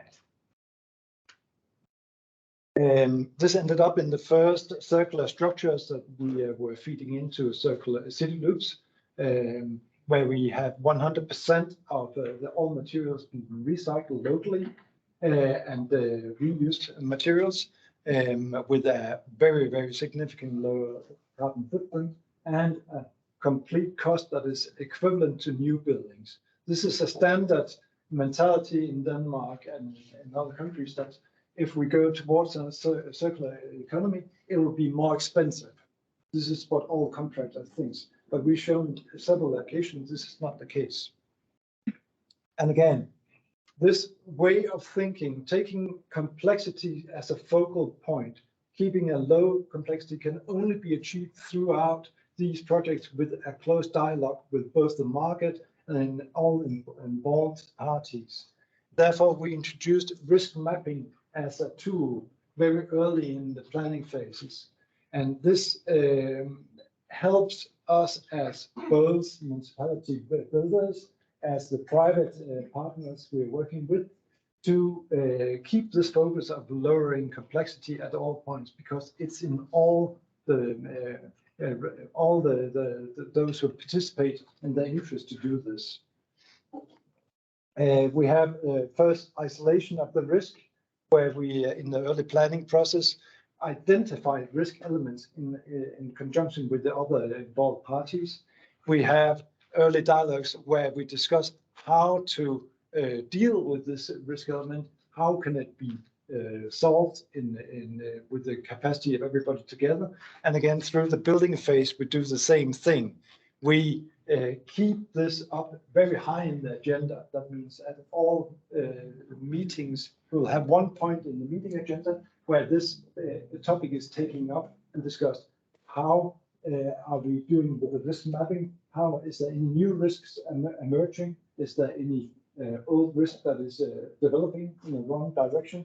And how do we deal with it? In order to do this, we have had to implement a lot of procedures, new procedures in the municipality. We have introduced pre-demolition audit that has been developed throughout the city limits framework, where we are investigating all materials in advance before demolishing buildings, before we need to take out materials. We have very, very thorough testing of the materials, ending up in material passports. These material passports carry all the information of the materials throughout the building's lifespan, both now and the future lifespan. So they are a keystone in understanding how we take data and make the data live in both conjunction with the buildings and also in the new buildings. These materials are being taken out for testing. They are being evaluated by both architects, engineers, environmental advisors, by contractors in conjunction with us as a builders in the municipality, and they are being loaded into different small material banks. And these material banks can either be located in future construction sites where we're going to use them. In this case, it's going to be the future site of a multi-story car park, where we're going to use these tiles for facade cladding.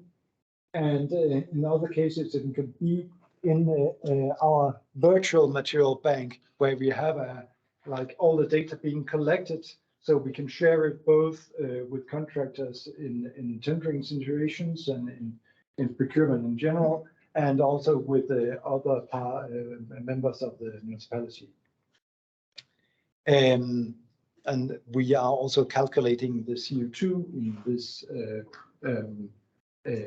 virtual material bank. One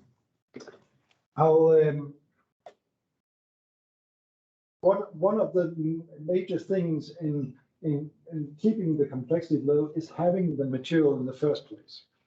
So all the materials we found out that we were able to use under the present legislation, both in Europe and in Denmark, was facade cladding, roofing materials and things like that, non-load bearing structure materials.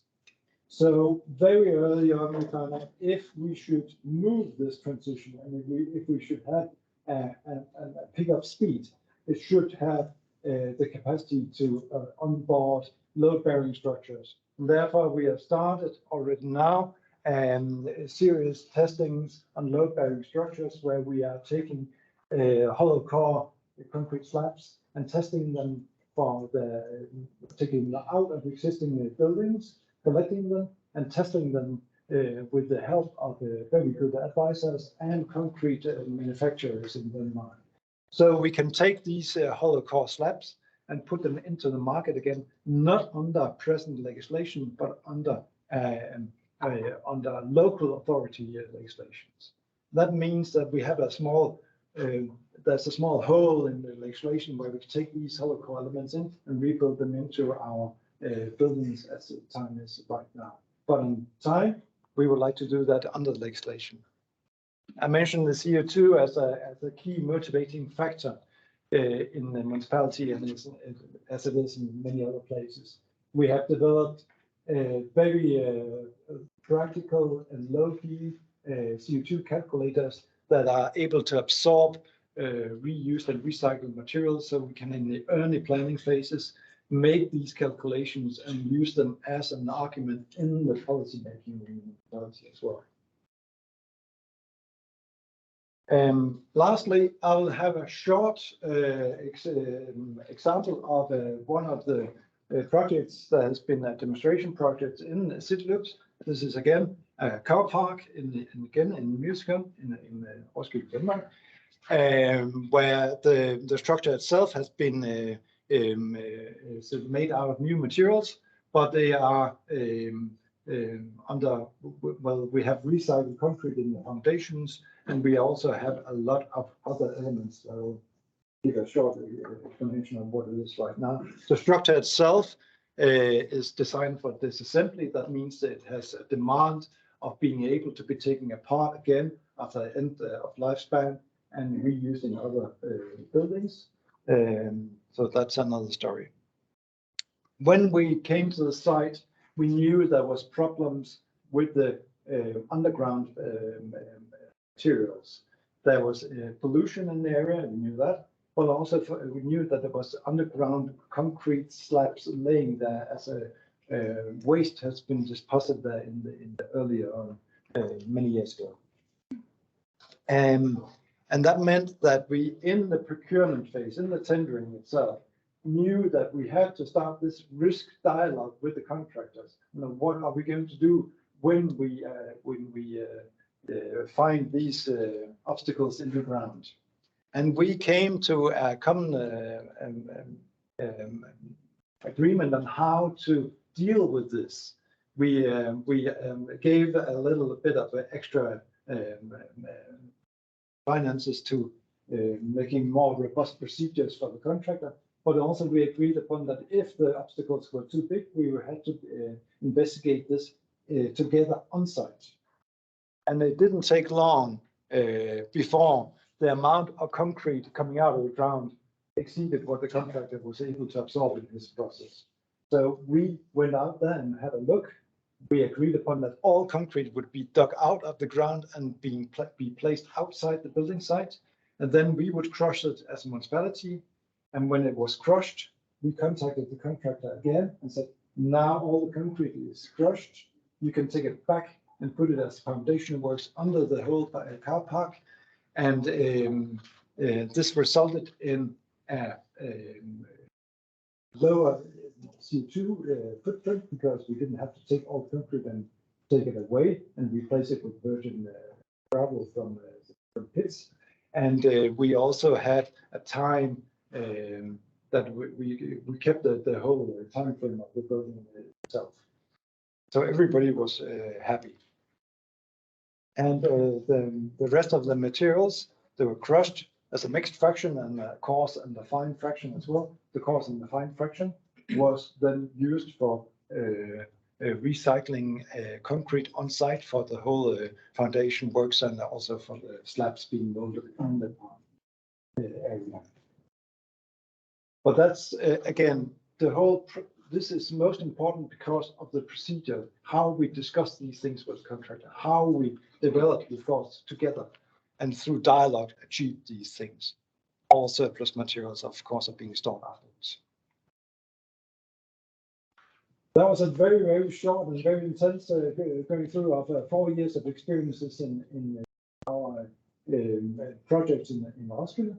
And again, key focus here is dialogue, risk management, and keeping complexity low.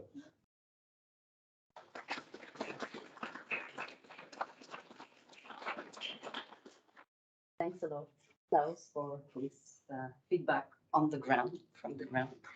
So I will try to give a quick overview of all the lesson learned in CityLoops, and maybe also as a city, which benefits we can have to develop circular construction strategy. And I won't go into all the different benefits, and I think you're mostly aware of all those benefits, but I think what is important to stress is, as a city, what we try to achieve is also to be more resilient and less dependent on the external resources. And actually, this is what circular economy and circular construction could achieve. And when it comes also to decision making with local councillors, a big topic for them is also related to how many jobs and local jobs we can create on a sustainable field. And actually, circular construction is actually a big topic on this. As I don't know who mentioned this, but the skills topic and how we can reskill and upskill workforce in the built environment is one of the challenges we need to address in the circular construction. And it has to embark the people within the territory, people who are unemployed. And so this is kind of a big chance also to develop this kind of policy or social policy, I would say. But also what is really interesting in general circular economy, but so in circular construction as well, is actually to see how the local councillor are really few aware about the dependency on the territory. So actually, Klaus hasn't mentioned this, but some of the cities have developed some what we call urban metabolism study, just to assess the outflows and the inflows of the material like coming in the city and coming out from the city. And it's funny to see how far we are from the dependency on each territory for the materials, for the building materials. And actually, this is a big also chance to increase this resilience, and so to develop what we call a urban mind, and to help to develop our own supply chain, local supply chain. When we talk about circular construction, we usually use this term of waste, and I know a lot of you and most of you maybe don't use waste anymore as a term, but I prefer to talk about local supply chain, so it makes like waste becomes the resources. And so in these cities a huge role to play, and this has been touched upon by Nico here, talking about the market and the supply chain. So the public sector has a major role to play. So I will maybe come back on this a bit later on. This is a graphic. It's always hard actually to reproduce or how to represent this graphic, because there are like mainly 4 steps that we have to follow, but the steps are overlapping. So as Klaus mentioned, the planning and the decision making at the early stage of the project is crucial. And it was about the knowledge sharing as well. We really need to bring together the stakeholders since the beginning of the project, because it's really different than a linear project. So we really need to define what we want to do with this building. Either we want to demolish it, either we want maybe to retrofit it. But so to take this decision, we need to, for instance, conduct a pre-demolition audit. So we need to assess the amount of materials that the building have. And so from this, we can take the decision of what we will do with this building or what we will do with these materials. Also, a key step is how we will transform, refurbish those materials. And here, the city doesn't have to work by its own, but we really need to collaborate with the companies who want to develop this market, this activity. And for the new construction, I mean, we put new into bracket because it doesn't have to be new, as we know, because like refurbishment of the building and to build from the already existing building is kind of also a practice that we really need to develop. Beside this, so this is actually all the steps of the value chain that we need to follow. We see that there are also a lot of impacts on the site topic. So, for instance, on the organization perspective, so in a city, usually we used to work really in silo. And what we need to do is to have a cross-cutting governance on this. And we can really see this, like, for instance, if you're part of the building department, you really need to work with the procurement team to achieve those challenges. Also, you can also work with the urban planning department, because urban planning department are also an important role to play when it comes to implementing and embedding regulation within the urban planning documents of the local authority. Also, the stakeholders engagement, I think Klaus really described really perfectly how important it is to have an early dialogue and to also assess the risk at the early stage of the project. The same for public procurement. The main lesson learned is to know your local market, to know with which local companies you can work on before the project and before launching your tender. And also how important it is within your tender to have the good clauses to ensure that your needs will be met during the project. And also a key topic, and sorry on this, we don't have a clear answer. So the business cases. So is this profitable or not? Like circular construction, is it yet profitable or not? So depending on the country, on the materials, on the local company also that we have found, some of them are profitable and some of them are not yet. So there are still, but we also addressed this topic in the previous session about finance. We still need to improve, and the role of cities here as public actor is also to push the demand and also to connect supply and demand on reused materials. Maybe, I don't know if I have a lot of time. No? Okay, 1 minute. So actually, this is the main roles that local authority have and the main tools they can use. And I should have added an arrow on this, because as asset manager, we have the public procurement. This is really important.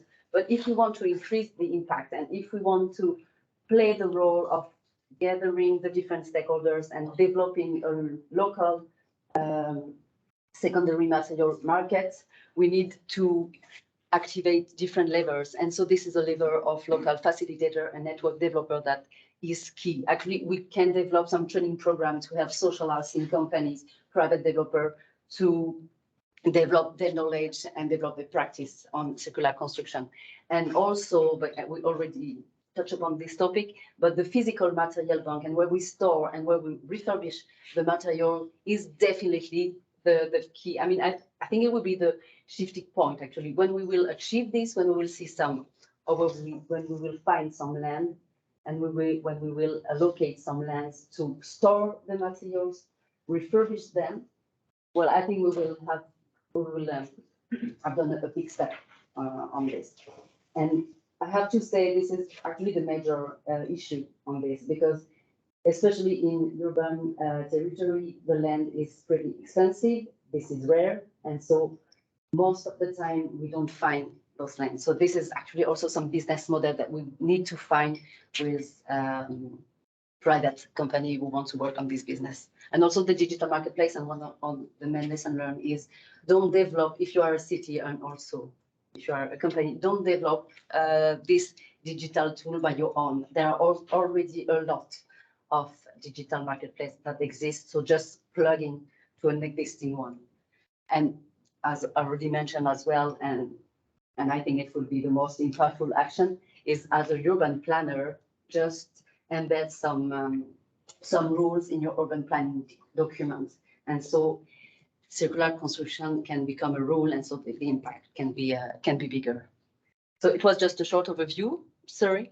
And just to let you know that we gather all the feedback and the outcomes of this project in a handbook that will be published on our website by July, August, summer at least, with also some different topic that we dig into a bit more, because more instrument has been developed within CityLoops. So you will find everything on our website, cityloops.eu this summer.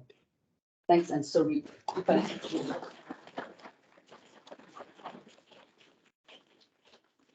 There is a Q&A session if we have time.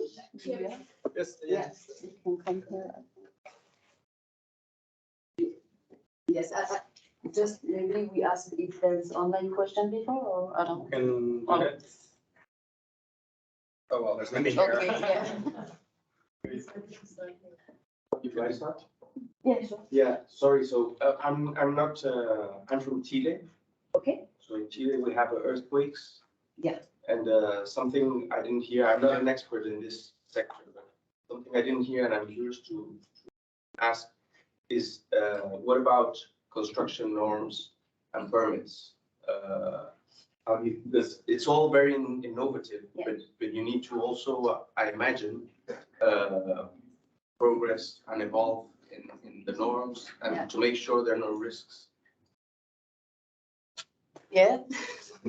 I don't know. It's absolutely correct, and you have to fulfill all the norms and all the standards, of course. Otherwise, you never get a building permit. So that's very easy. You have to push the boundaries, though. That was I mentioned a little bit with the whole concrete slabs. But again, in order for this to progress, you have to make everybody feel secure enough to do this, and you have to fulfill all standards to do that. So that's important. Also, maybe if I can add something, I think the role of local authority within your country is also to push the innovation.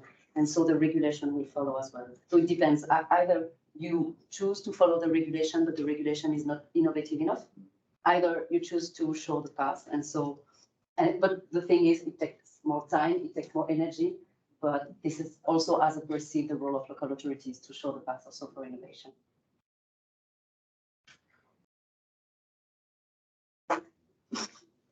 I don't know who was first. I'm asking. As you said, like, always technology always supersedes the legislation. So the gap will be always there. So, but the thing is, like, when you try to democratize the urban development, putting into all these new technologies, I mean, if a new errand is coming, I mean, player who's interested, so are you you're leaving any incentivization or like you have any matrix? So, I mean, or get it. So do you have a comparative matrix? So this is what like the, some kind of the losses in the current model. And the new model will be like gaining in terms of resources and gold market and profits because you have a sustainability in the part of it, and then there is a connectivity. So do you have any kind of a comparative matrix? I'm not sure. Well, at least in the municipality, we are trying to fulfill an ambition. And this political ambition is becoming our metrics. So typically it's financial. So this metric will be, you have to be able to fill it. Financial side, do you have any kind of a mapping? Sorry?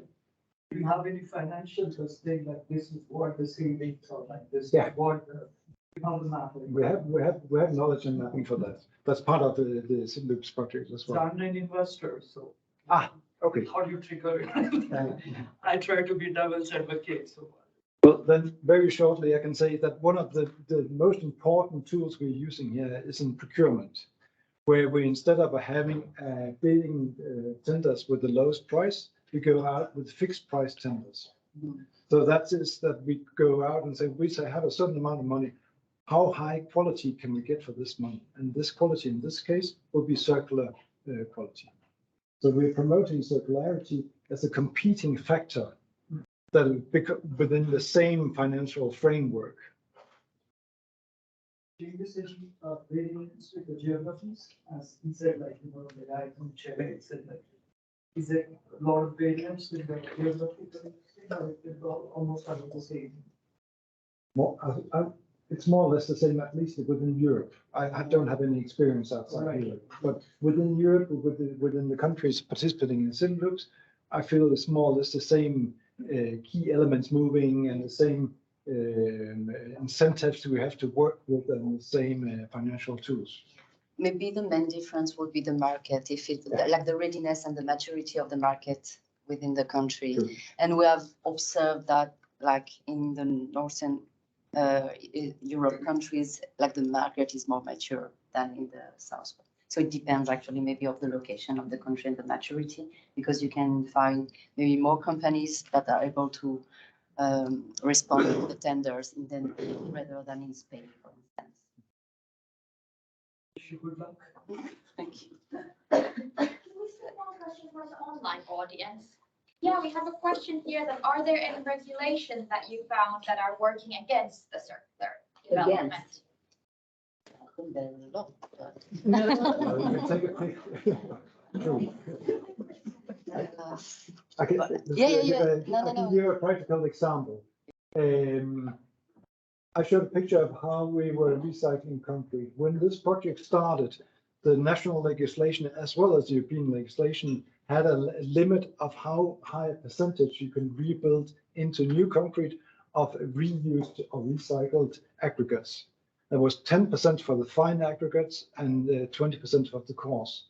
After this, these projects, not only in Denmark and in countries, but because of the progress, and as Leslie says, because of this pressure there's in legislation, this has been increased to 100% of the coarse aggregates and 50% of the fine aggregates. So this is a direct achievement of pushing the boundaries a little bit. Oh, sorry, I thought it was just in Denmark, and it was like an exception for Denmark, and that maybe it can be. As far as I know, applied. I don't know, but as far as I know, it's valid for the rest of so the year sorry. as well. But yeah, I mean, there are major innovation that are not yet embedded in the regulation. So, but again, depending on the country, but yeah, for sure. That's why what I answer to you, sorry, I don't remember your name, is like really local authorities has to push. I mean, not only local authorities, also private developer. We have to push innovation, and so the regulation will change. But also maybe one of the main, I know it's like really a sensitive topic actually, but when it comes to circular economy, whether it is construction or not, usually we want to work with local companies. And in public procurement, there is a rule that we need to, how would I explain? Like it has to be addressed to the different countries. So we cannot constrain the tenders to geographic territory. So it means that if we have decided or if we would like to work with a really local company, actually we need to publish the tenders at the European level, and it can be kind of a limit. But I know that this is really a sensitive topic for the European Commission, but this is mainly, I mean, the main issue that is being raised. I wanted to thank you because you brought up this aspect of complexity and buildability, that building construction industries, we live on building buildings. It is very, in a way, unregulated, and inside the regulations that there are. These processes and in terms of sustainable construction, still very behind. But you brought up that one. I think it's very important to think that maybe those are constraints to making something really circular. I see more your project as an example of reuse, reduce, and recycle more than a circular project. As if we can think of something really truly 100% circular, which I think to this point we could think that doesn't exist just yet. I go back to the initial question of your presentation. What do you think is the role of cities in the circular, I don't want to say economy, but the circularity of urban environments? First of all, thank you. And it's a valid point that it is not a true circular economy. It's more the waste hierarchy, you can say that. I think the municipality and the city's role in this is mostly to have a transition within their own organization that they can reflect towards others.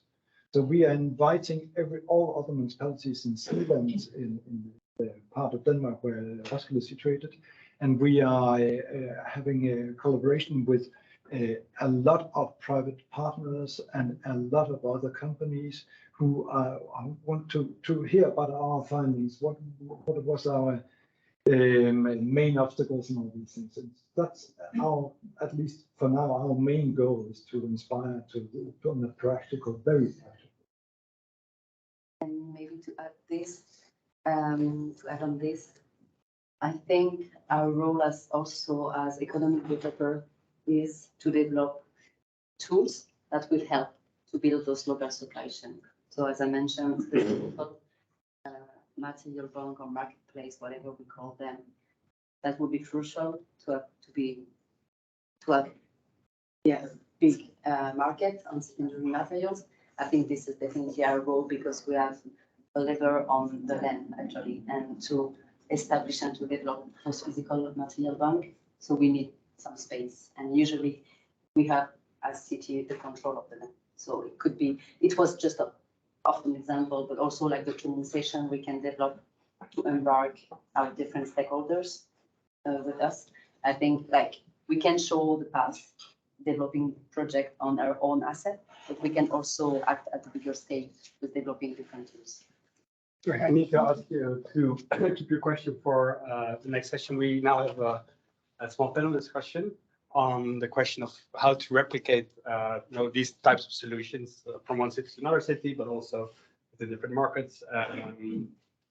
Will be moderated by Ella from the Finnish Green Building Council. We'll have Nico here as well. Nicola. And sorry, I'm missing, yes, Johan.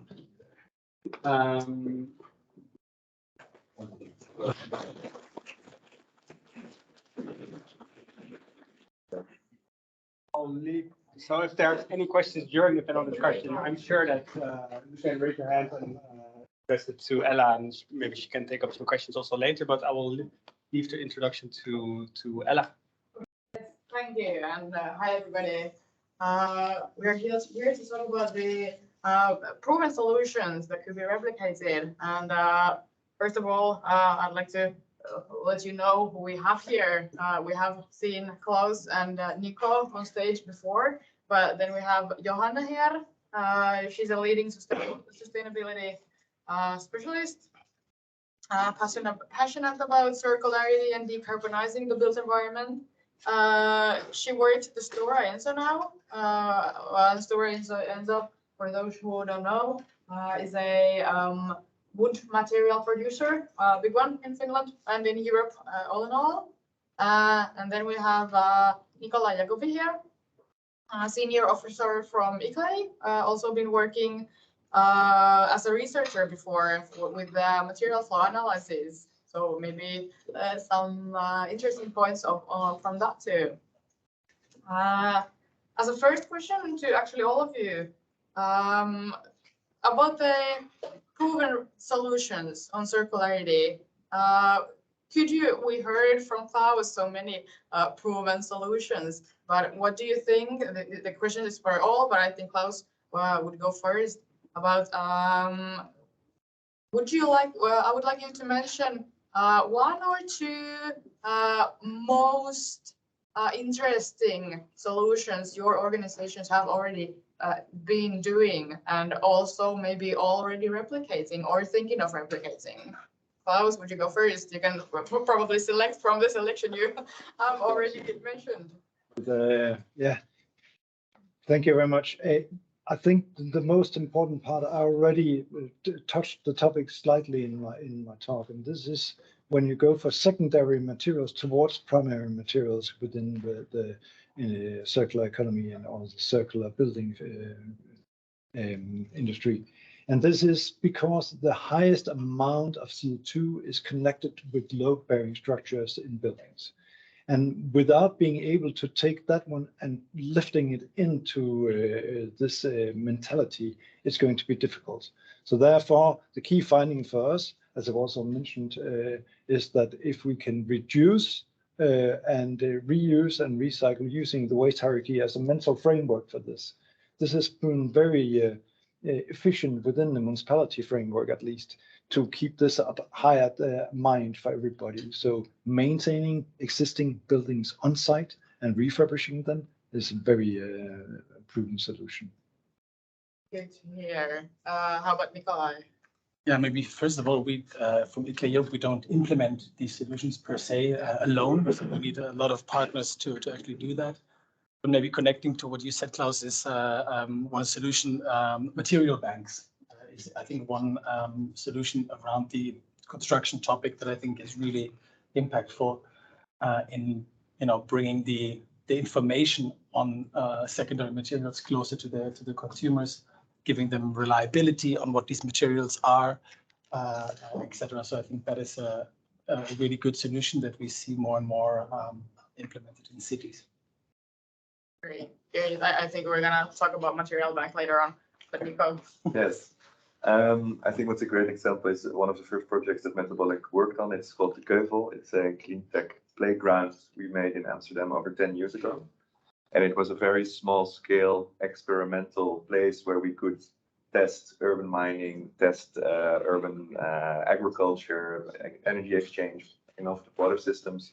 And what was really nice about this place, it was super DIY, like very small, but it allowed us to experiment and to start instead of read about it, write about it, talk about it, just do it.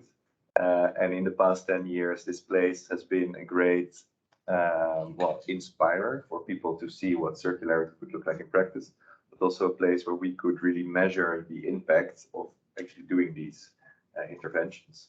So I think my proven solution would be to just start so that you can actually learn from the hurdles that you run into when you implement, and then share this knowledge, scale it up.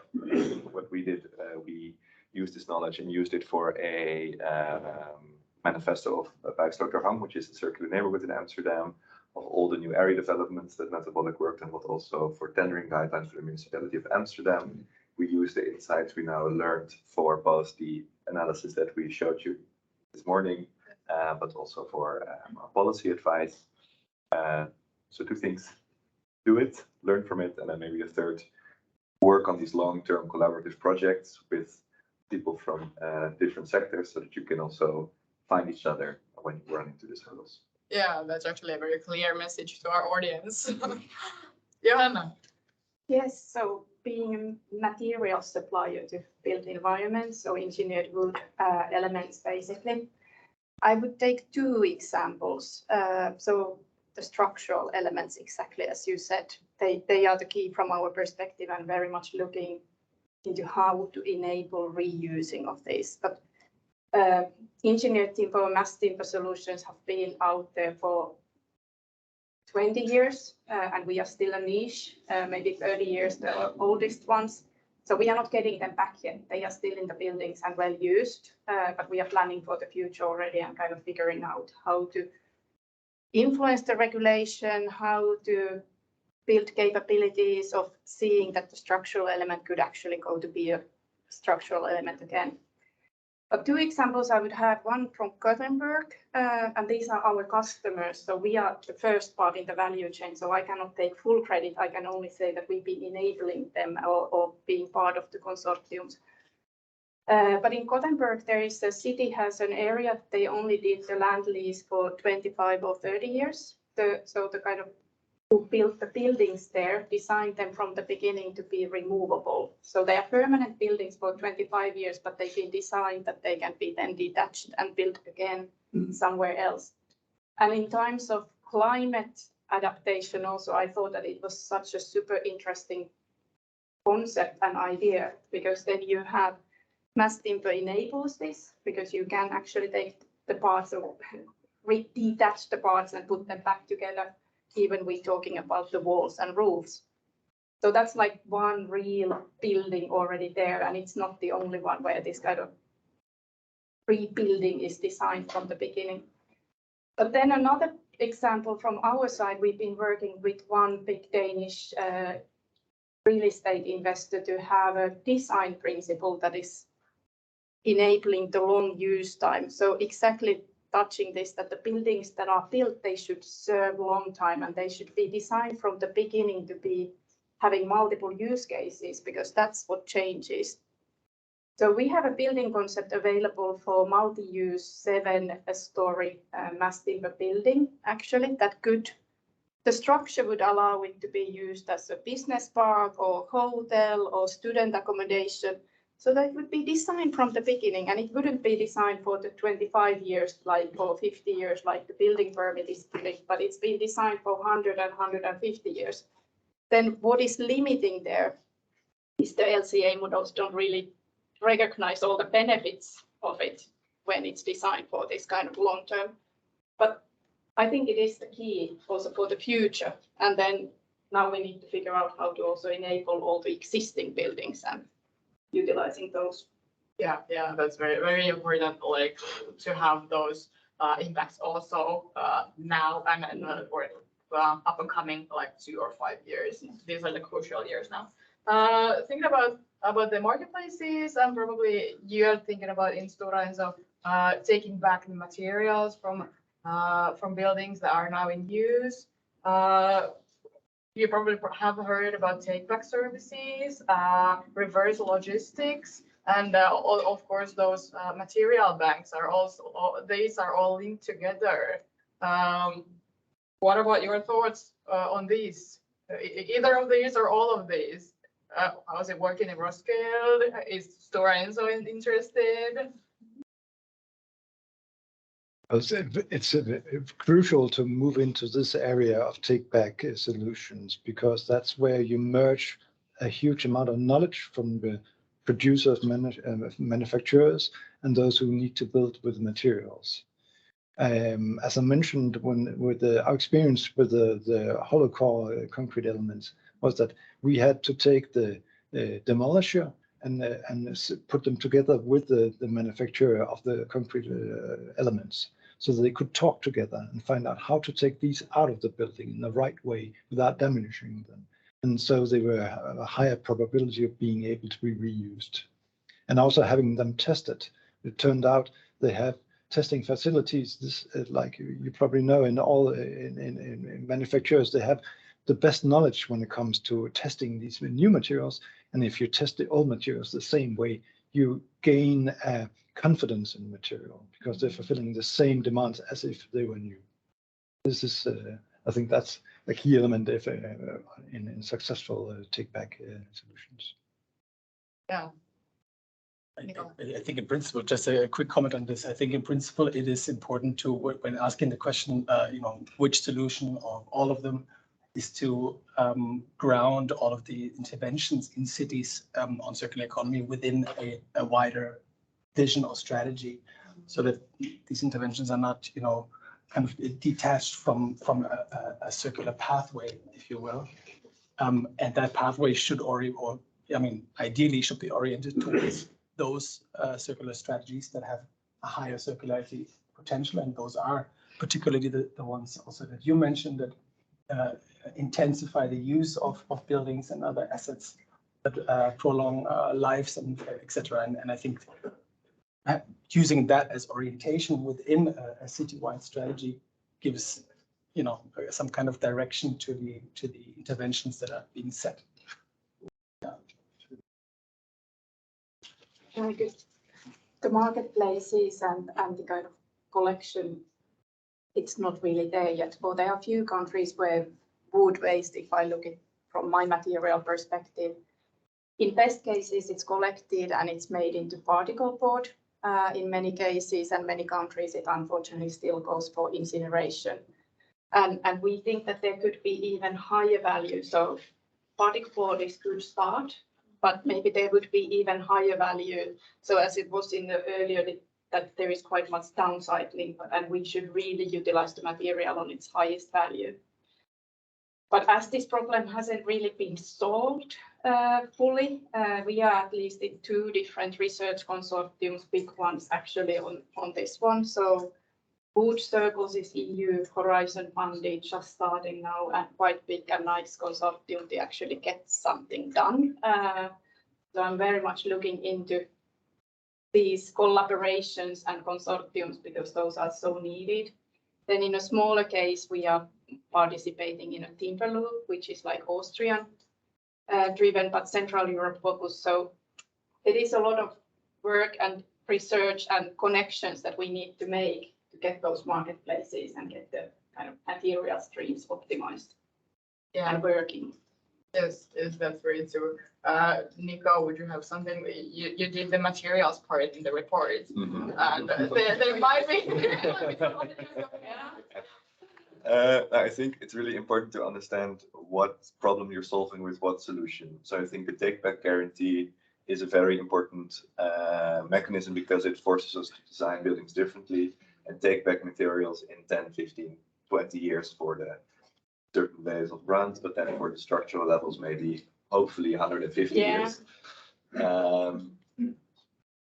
But if we look at when the carbon budget will run out, supposedly in 3 years, then we need to do something now. And the take-back mechanism doesn't per se say anything about the environmental impact of materials that you use.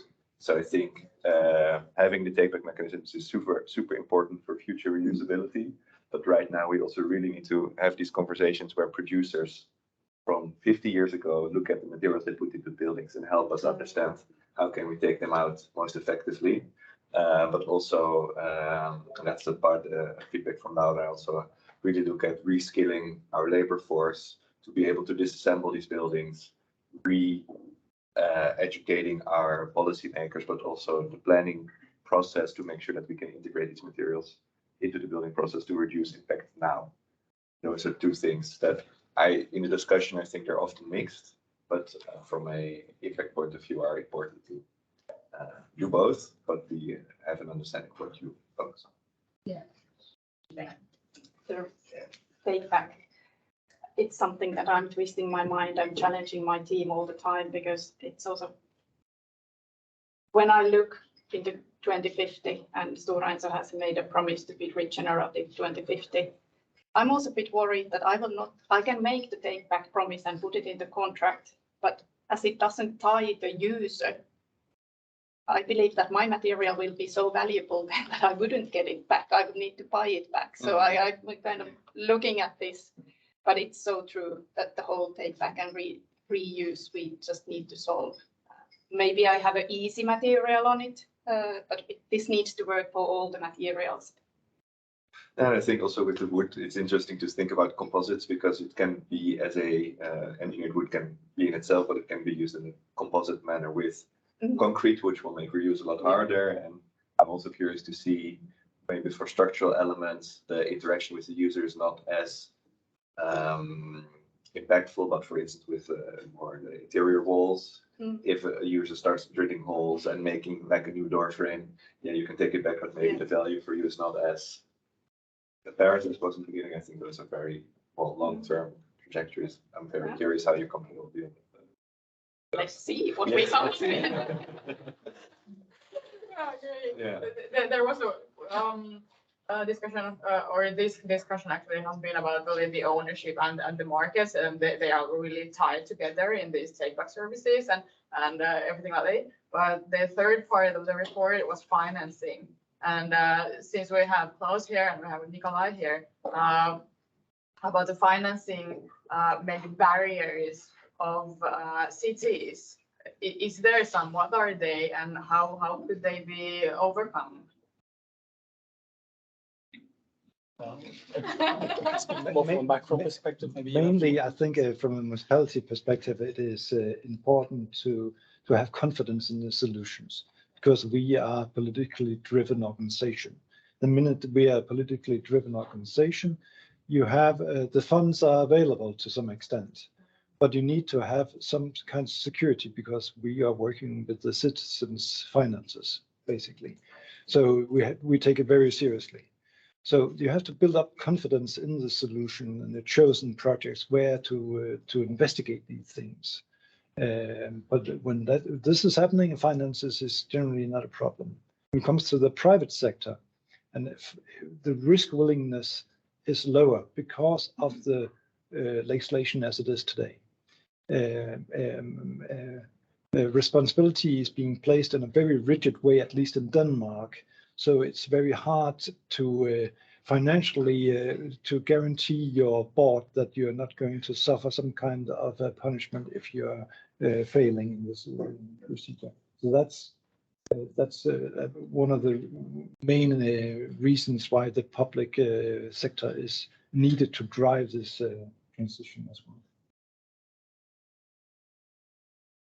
Yeah, I mean, more from a more aggregated perspective, what we see sometimes is that there's a discrepancy between, again, these coming back to the 9R framework, for instance, there's a discrepancy between these high impact projects that are not getting financed very often. When you think about simply because of the increased development costs that these projects might have, because of the sometimes insecure or new business models that investors don't have any confidence in yet, and things like that. And on the other side, you have sometimes very large scale but low impact, low risk projects that are getting financed. This is a bit of a gap that I think hinders the implementation. Looking from the EU perspective, for instance, implementation of the Green Deal, of the action plan, of the circular economy, really as a system change, as was highlighted throughout the entire forum the last days, because the focus is then on low impact solutions, which, focus on recycling, for instance, right? And the Circular Cities and Regions initiative that I'm sure some of you know has a part of its objective to provide technical assistance to overcome exactly this gap. There are a couple of projects of which we also have the pleasure to be involved in from ICLE's side, which does exactly that. They're called Definite CCRI, by the way, and Circular Invest. And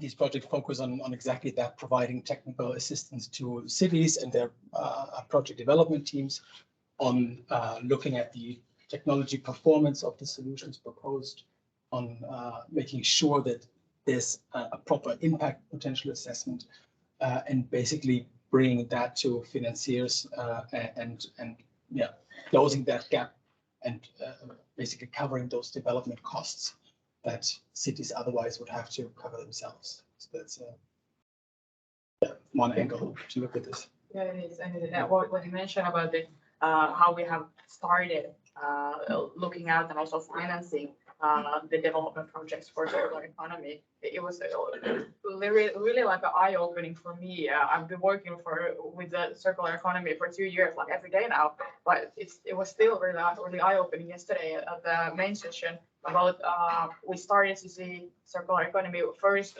with throughout the waste. And then now we have been moving to the project development, but we haven't still yet got financing or development for the whole system change. And now we should be getting all of the money to the money and also our resources to the whole system change. And that was a really eye-opener for me from yesterday. Can I maybe respond to this? We just finished the studies for the Dutch national government on also the construction demand for the coming 7 years until 2030, and also the potential investment that would be needed to have these transitions. So both the bio-based transition, circular transition, and also industrializing the current means of production.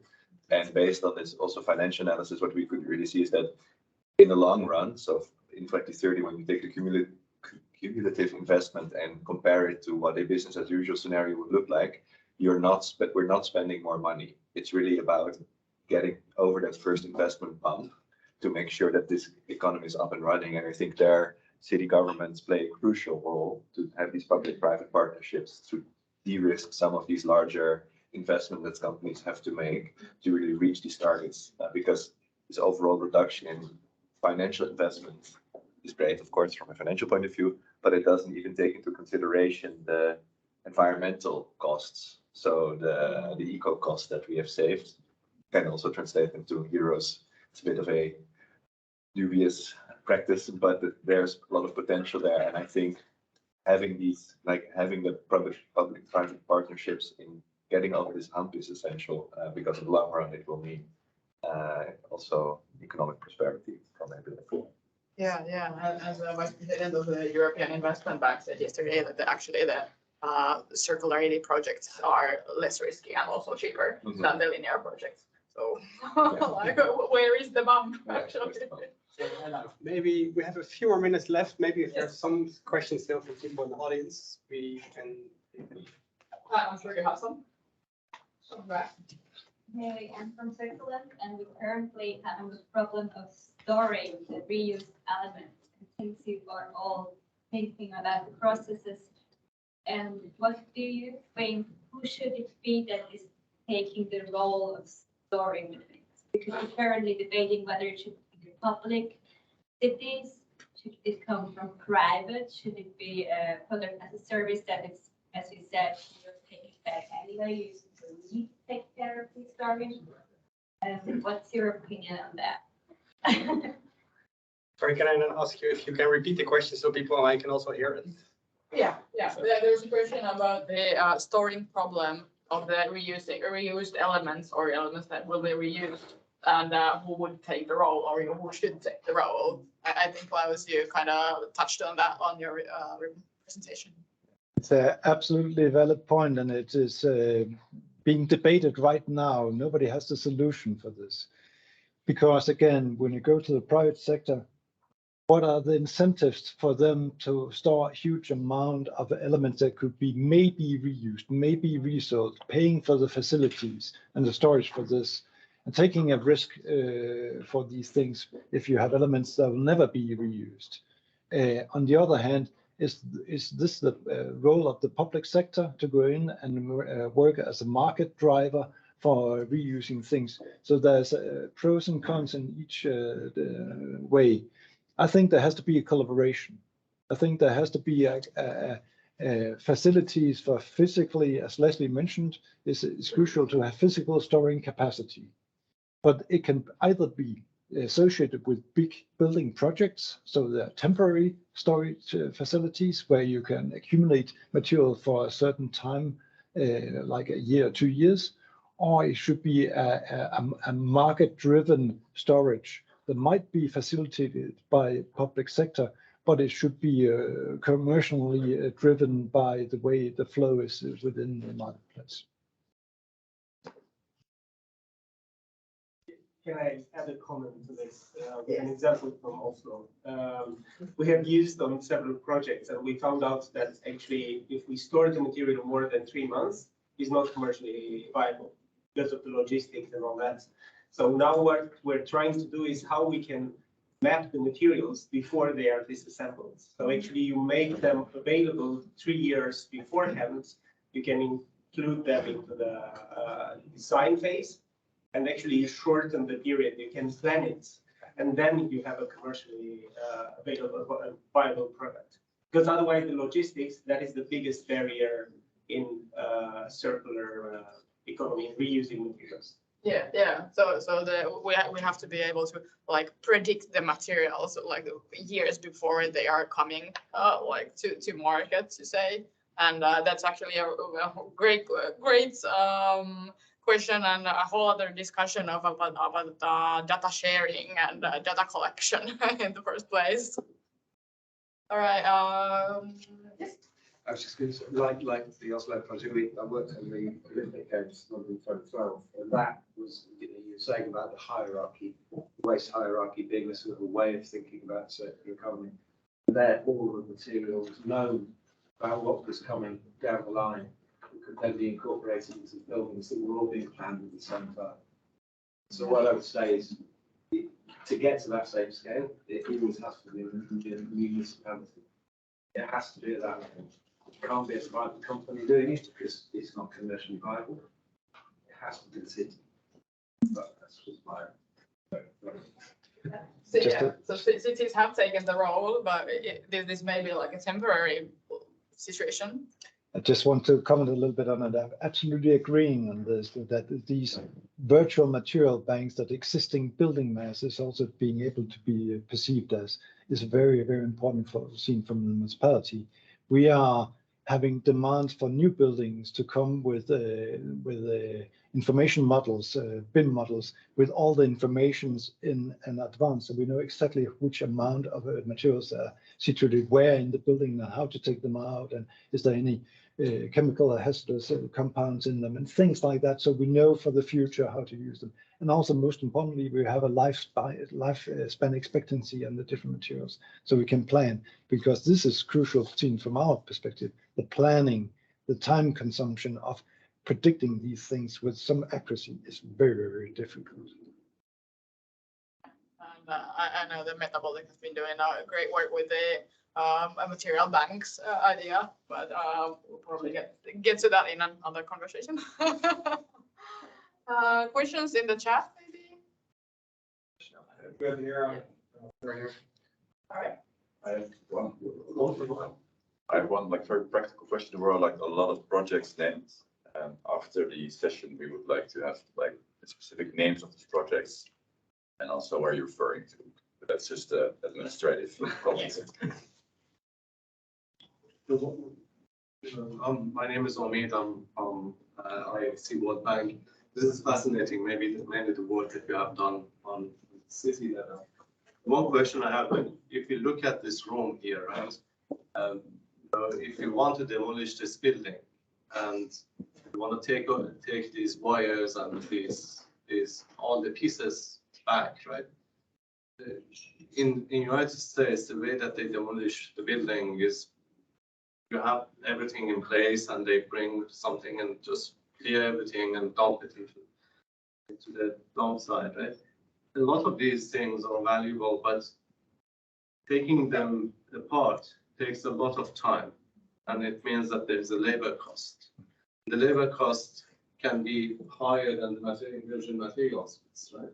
So even demolishing itself means that we have to come up with a different business model of taking apart pieces and seeing whether they are valuable enough to be resold in the market. And from your experience, I wanted to understand whether you see a market for buying these things back, and the market is economically viable, so that someone spend time on demolishing the things so that they can resell the pieces. I totally agree. This is a problem where you can see there's one of the first obstacles you meet with the market, where you can see it's not paying off directly. But you have to create the incentives throughout these processes from the beginning, and you can do that in two ways. You can do it financially directly by price labeling these elements. You look at the ceiling here and say all the ducts, for example, we want to use them. We're willing to buy them back to a certain amount of a certain cost that will make it attractive to take them out selectively from the demolishing perspective. Otherwise, you can also make competition on it. That means you only get the job if you're competing on it. That means the price, like I mentioned before, the price might be fixed, but the competition is introduced in the project. So those who are to take these, the one who is able to describe how they are taking out and being preserved in the right way will get the job. So that's another way of creating incentives. So there's a company in the Netherlands called New Horizon, and they're a circular disassembly company. And what they do is when a building needs to be demolished, they also bring out a quote. And their goal is to always have the same quote as a traditional demolishing company. But what they do is they go into the building, they harvest the material, and the delta between the amount of labor they have to invest and the money that costs versus how much they can gain from this demolition job is always covered by the materials that they get out and that they resell. So I think that's also, and what I really find very inspiring about them is they do it, and it's very much against the whole paradigm of that it's not possible at all to do it. They do work with very nice also educational schemes, so they educate a lot of people on the job, which means that there's like different ways of financing these projects, but they do make it happen, and they do harvest a lot of materials. Yeah, as a private company. Yeah. In Austria, there's another example that actually received the what's it called, Circular Society's prize of EIT raw materials. I don't know if that rings a bell.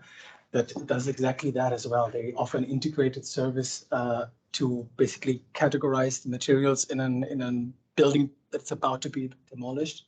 Then they come in with people that are long-term unemployed, basically, and they it's a social enterprise in that sense. They basically have a chance to re-enter into the labor market. They of course are paid slightly above minimum wage, so it's not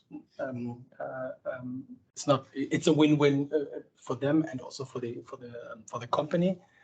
And then they also bring those materials to where they're needed already. So this is kind of a service that's closed loop like that.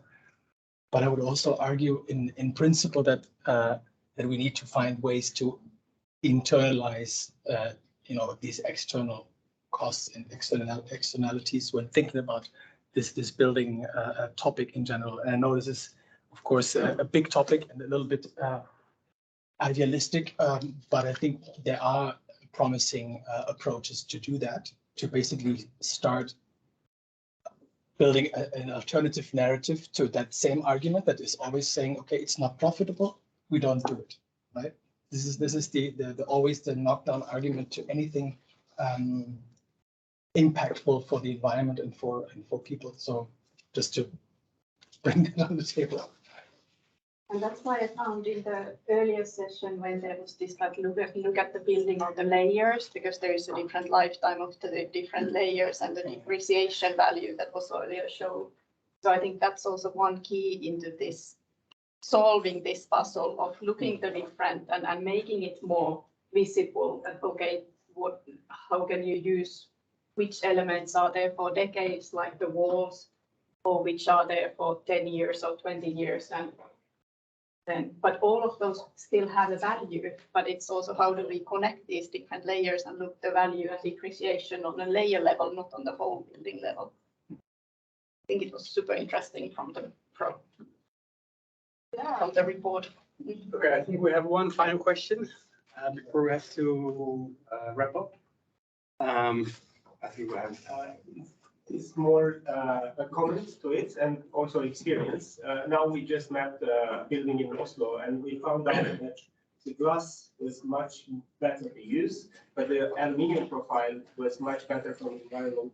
How did you recycle them or to melt them into new aluminium and order new aluminium frames? So the cost analysis was possible to be done beforehand, and the same with the slabs. So, and we've done that for a building that actually has no plans to be demolished yet. There might be some plans in 5 years, but the building owner wanted to understand what is the material bank that they have in their portfolio. And that works with big building owners that have the budget to actually produce money beforehand. Yeah, that's a great example, and I would like to see more building owners doing that. Because that's a trend. Yeah. Do you have the last question? No. Yeah, so I have one question here for all of the panelists. There was the blueprint project open call now, and I would like to tickle like everybody's innovative mind on that. You don't need to share your bright ideas on what is the project about, but who would you like to see applying for those funds? Like we have been mentioning probably all of the value chain here, but which part of the value chain, who from the value chain would be or should be applying for the funds? Is it regarding the eligibility or in what from the eye of the CBC or Circular Buildings Coalition, who we would like to participate? Or is it more like an administration eligibility? I think the panel is that who would they think would be or should be applying? We need all parts of the value chain. I don't know if I can reply because I have to also review. Yeah, I have to review the applicants, so I'm going to Super neutral. be super neutral here. But I'm very curious to hear. But I agree. It is the whole value chain has to be represented in order to have the holistic view and things. Without having the specialized information from producers, from manufacturers, from contractors, advisors, and builders, and everybody, it's not going to work. I must say I don't know much about this project, so I really can't say anything. Maybe I can. Maybe you want to answer for Iclay's behalf.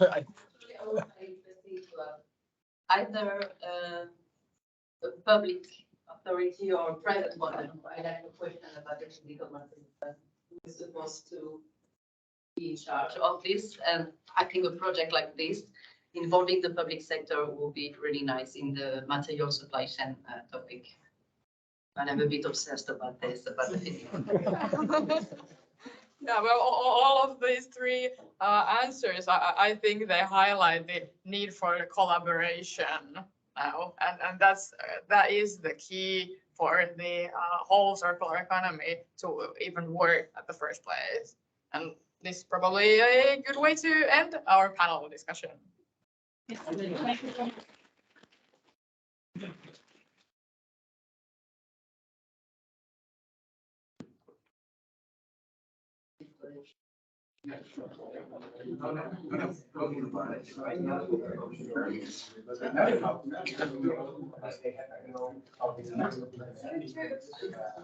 So, as the closing remarks for this excellent, very interesting discussion so far, just the closing remarks very, very quickly. Thank you so much, dear audience, online audience as well, and as well as in-person audience. Thank you so much for attending the full session, for your patience, for your contributions. We really appreciate that. Thank you so much to our speakers today for your contribution as well. Also would like to draw attention on what we discussed today. So coming back to the earlier discussion and also all the way to the end, we know that we need to share knowledge. We need to have a vision and a shared understanding about what we want to achieve when we talk about buildings, infrastructure, creating projects in a built environment in a circular manner and applying the circular principles. We need to tap into that. Whether it comes to finance, whether it comes to the discussions on the materials and supply chains, innovative business models, ownerships, these are absolutely there. We need to just scale them through scaling that. We had a call to action today. We had an open call that we launched as well today for the initiatives, ongoing initiatives. We are very happy to receive them as what we call it, blueprint projects. City Loops handbook is going to be available this summer, I heard at the end of July sometime. For further references, please check online on ICLEI's website to benefit from these excellent projects that are already ongoing. And we are here for any questions after on, but I would like to say that the coalition continues to embark on its journey. We would like to thank Laudes Foundation for the generous support throughout this initiative, and as well as great appreciation and many thanks to the European Commission, especially EIB, European Investment Bank, for supporting City Loops projects, many of these amazing projects that is running at the moment across European in the built environment sector. Thank you so much.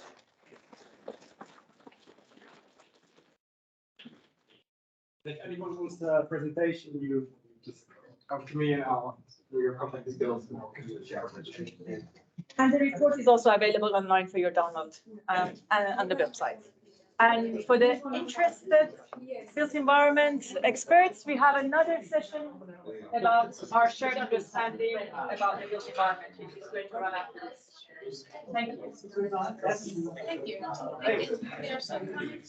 We are offering, I think.